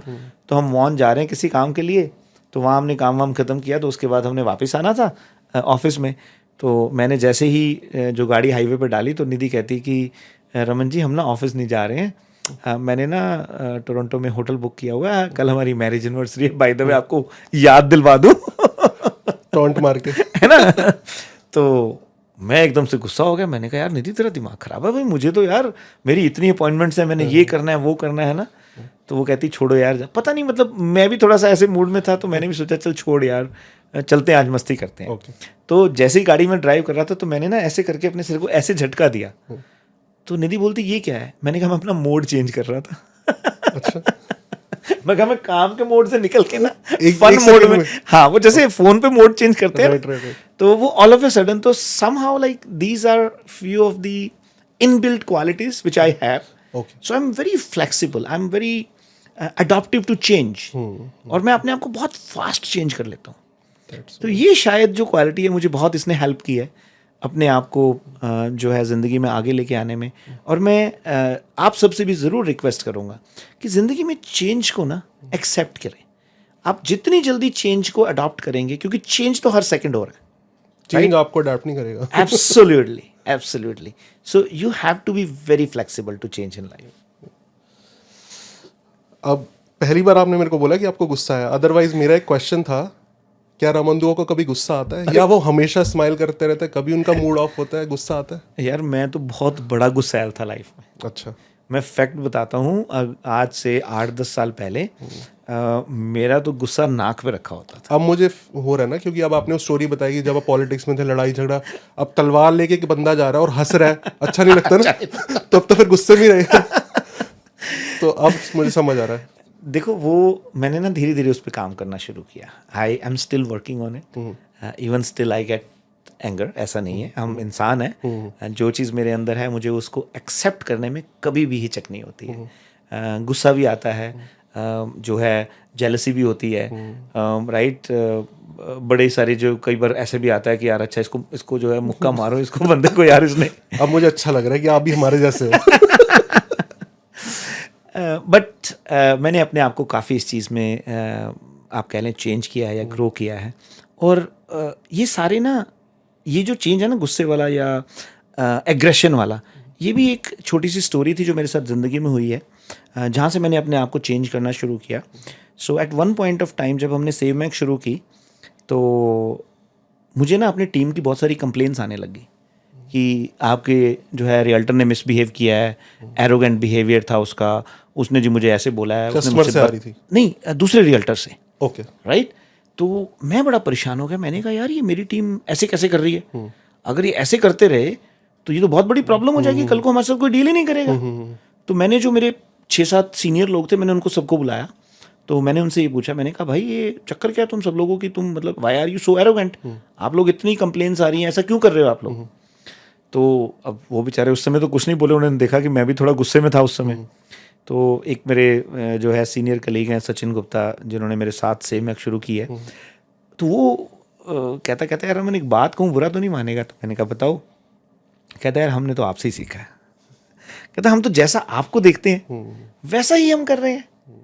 मेरे लिए बहुत बड़ा शौक था। क्यों? क्योंकि ज़िंदगी में हमें खुद एहसास नहीं होता ना हम क्या कर रहे हैं, ये दूसरा बंदा कई बार ऑब्जर्व करके हमें बताता है। तो मैंने लगा कि यार वाकई में मैं इतना एरोगेंट हूँ, वाकई में मैं इतना जो है मतलब मिसबिहेव करता हूँ, इतना एग्रेसिव हूँ। उस दिन मैंने किसी को कुछ नहीं कहा, मैंने चुपचाप मीटिंग खत्म की। 6 महीने मैंने इतना दिल से उस चीज़ पे काम किया, आप बिलीव नहीं करेंगे, ऐसे भी इंसिडेंट्स हुए हैं कि मेरे सामने बंदा मुझे गाली निकाल रहा है, अंदर से मेरा मन कर रहा है इसको मारूं इतना उठा उठा के ना, पर मैंने अपने आप को इतना कंट्रोल किया, मैं उसको हाथ जोड़ के मैं कहा सर मैं कोई बात नहीं, मैं कोशिश करता हूँ, आपकी डील आपके साथ करवाता हूँ, ये करता हूँ। तो मतलब तो वो धीरे धीरे मैंने अपने ऊपर काम करना शुरू किया। 6 महीने बाद जब मुझे लगा कि मैं थोड़ा सा डिसेंट हो गया हूँ, उस समय मैंने अपनी टीम को वापस बुलाया। फिर मैंने उनको ये कहा, मैंने कहा सुनो भाई, आज के बाद मुझे आपकी किसी की भी वो एरोगेंस की कंप्लेन नहीं आनी चाहिए। Lead by example. Lead by example. जिंदगी में आप किसी को कुछ भी, वो कहते हैं ना प्रैक्टिस बिफोर यू प्रीच, आप खुद उस चीज़ को पहले करें। अगर आप नहीं कर सकते, आज जो चीज़ मैं खुद नहीं कर सकता मैं अपने बेटे को सिखाने की कोशिश नहीं करूँगा। अगर मैं खुद मेहनत नहीं कर सकता मैं आपसे आके नहीं बोलूँगा कि आप मेहनत करें। तो मैं हमेशा इस चीज़ में बिलीव करता हूँ कि लीडर का काम जो है ना, लीडर का काम ये नहीं है कि चलो भाई तुम करके आओ, लीडर का काम है चलो हम मिलके करते हैं। मैं आज भी अपने बिजनेस में ये फंडामेंटल ज़रूर रखता हूँ कि अगर कहीं भी चैलेंजिंग टाइम है तो मैं सबसे आगे खड़ा होता हूँ, right. So as a leader you have to give credit to your team and you have to take the responsibilities on to you. That is the true character of a leader. For sure. तभी team आपको इतना पसंद करती है, आपको support करती है, social media पे भी सपोर्ट करते हैं वो आपको। So that's really nice. थोड़े से इंटरेस्टिंग क्वेश्चन, अगर आप नहीं आंसर करना चाहोगे दैट इज़ फाइन। हमें पता है कि यहाँ पे आके आपने कनाडा में स्क्रैच से एम्पायर बिल्ड करा है। ठीक है, इंडिया में था जो भी 25 लाख आपने अर्न किया था उस टाइम पे, वो सारा तो 25,000 हो गया था, बट यहाँ पे आपने स्क्रैच से बिल्ड किया। सो क्या नेटवर्थ है आपकी इस टाइम पे? ये बड़ा कॉम्प्लिकेटेड क्वेश्चन है। नहीं, अगर आप नहीं बताना चाहते। नहीं, मैं आपको बताता हूँ। मेरी नेटवर्थ जो है एक बहुत अच्छा परिवार है। बहुत सारे दोस्त हैं बहुत प्यारे, और बहुत सारे वेल विशर्स हैं, और बहुत सारे जो है सोशल मीडिया पे लोग जो कनेक्ट हुए हैं। मेरे ख्याल से ये हमारी रियल नेटवर्थ है। देखो, जहाँ तक पैसे की बात है मैंने गिने नहीं है अभी, सच बताऊँ। गिन भी नहीं पाओगे ना आप। पर एक चीज़ मैंने अपनी ज़िंदगी में डिसाइड की हुई है। मैं अपने 50th बर्थडे पे एक अनाउंसमेंट करने वाला हूँ कि मैं अपने 50वें बर्थडे के बाद हर साल 4% अपनी जो नेटवर्थ है वो मैं डोनेट करने जा रहा हूँ। तो 75 की एज में उसको मैंने ज़ीरो कर देना है। और बच्चों के लिए मुझे कोई ऐसी चीज़ छोड़ने की मेरी इच्छा नहीं है। मैं चाहता हूँ कि वो अपने आप जो बनाए खुद बनाए। देखो, मैंने थोड़ी सी स्टोरी आपके साथ शेयर की, अभी पूरी नहीं की। अगर मैं आपको पूरी स्टोरी शेयर करूँगा ना कि किस स्टेज में से मैं निकल के आया हूँ ज़िंदगी की, तो आपके जो है ना वो गूस बम्प्स, रोंगटे खड़े हो जाएंगे। तो वो कनाडा की स्टोरी से इंडिया की हैं? इंडिया की हैं, कनाडा की भी बहुत सारी हैं। तो फिर वो पार्ट 2 करेंगे हम। पार्ट 2 करेंगे। तो मैं ये सोचता हूँ कि यार अगर मेरे जैसा बंदा उस लाइफ में से निकल के आज यहाँ तक पहुँचा है ना, तो ये जो शायद स्ट्रगल है ना, यही ज़िंदगी का रियल मीनिंग है। ये जो स्ट्रगल के बिना आपका बेस्ट नहीं निकल के आता। तो मैं कभी भी नहीं चाहता कि मैं अपने बच्चों को सिल्वर स्पून फीडिंग करके और उनको वो स्ट्रगल से जो है उनको वो स्ट्रगल ना करने दूँ। मैं उनको बार बार ये बात कहता रहता हूँ, चाहे मेरी बेटी श्रेया या मेरा बेटा है क्रिश, छोटी तो बहुत छोटी है अभी, पर मैं उनको बार बार कहता रहता हूँ कि you have to struggle to survive in your life. But अभी उनको सारी कंफर्ट मिल रहे हैं, right, because they are part of rich family. So अभी क्या उन्हें आप स्ट्रगल दे पाओगे? सब कुछ है, घर है, गाड़ी है, बेस्ट है, सब कुछ उनके पास अवेलेबल। सो अभी आप उनको किसी तरह से रियलाइज़ करवाते हो कि ये आपको स्ट्रगल करके अर्न करना पड़ेगा, you will not get it? देखिए, रियलाइज़ नहीं करवाना होता, उनको इस तरीके से ट्रेन करना होता है कि उनको उस चीज़ की वैल्यू समझ में आए। अब मैं आपको एग्जांपल देता हूँ। श्रेया जो है, when she turned 13, from that day onwards, जब भी उसकी छुट्टियाँ होती हैं, वो ऑफिस में आके रिसेप्शन पे काम करती है, कोल्ड कॉलिंग करती है, राइट, और हर तरह का काम उसने किसी को असिस्ट करती है, बहुत कुछ करती है वो। फिर मैं जो है उनको बार बार अभी जैसे रिसेंट एक एग्जांपल है, उसको स्विट्ज़रलैंड जाना था जहाँ पे कि बहुत सारी फैसिलिटीज़ नहीं थी।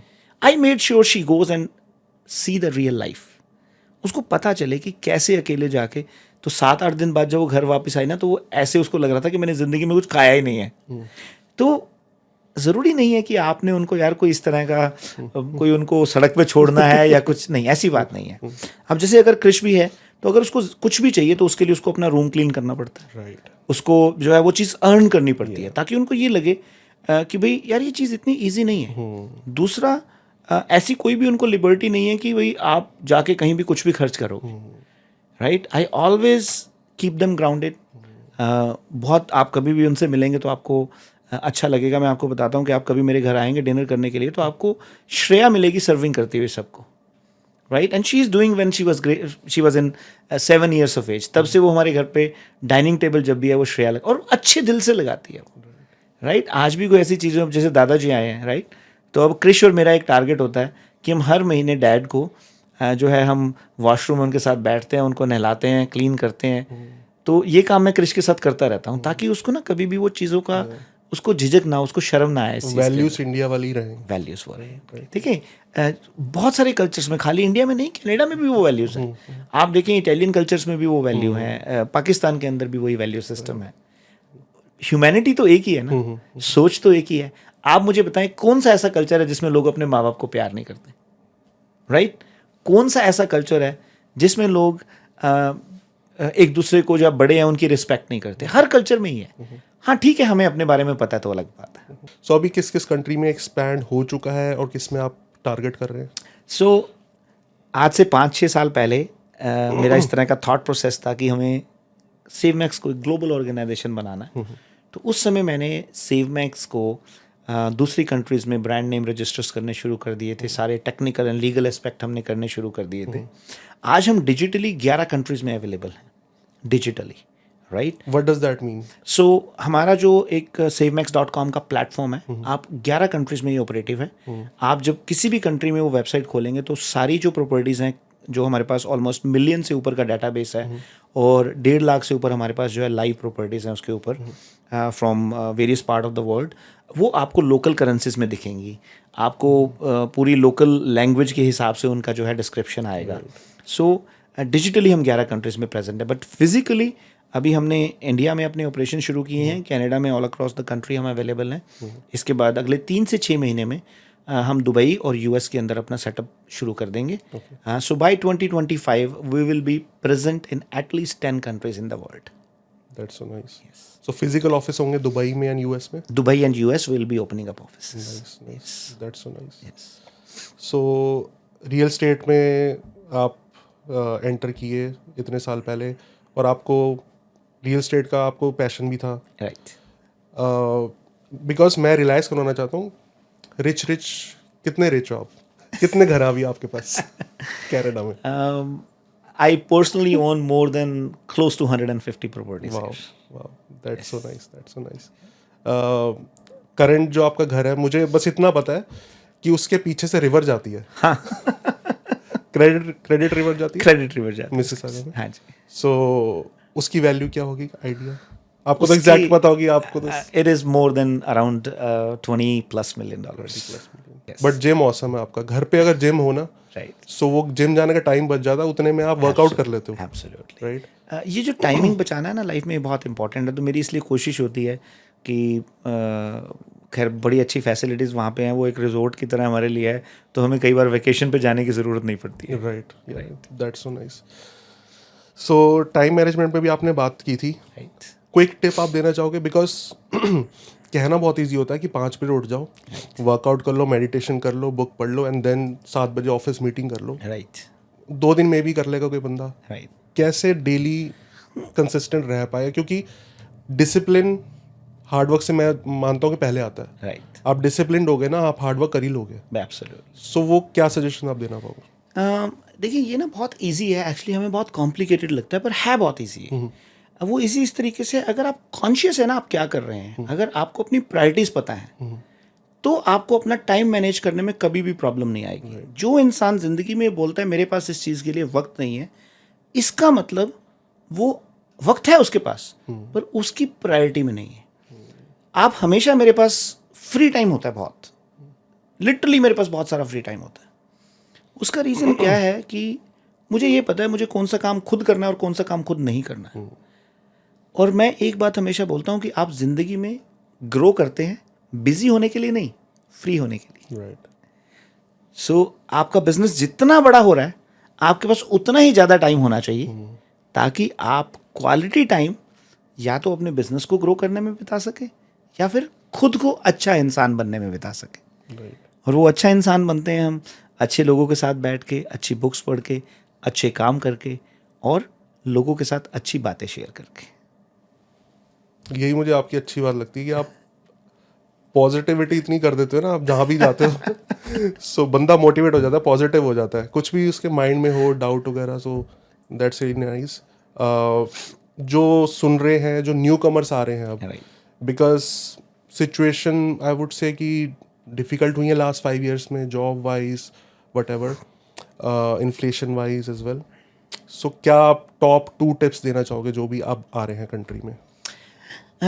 देखिए, जो भी नया इमिग्रेंट इस कंट्री में आ रहा है, मैं आपसे सबसे पहली इंपॉर्टेंट चीज़, जॉब के पीछे मत भागें, अपना दिमाग लगाएं और ये सोचें कि किस तरीके से आप अपनी वैल्यू को एक बिजनेस में कन्वर्ट कर सकते हैं, क्योंकि हर आदमी के अंदर कोई ना कोई टैलेंट है, राइट।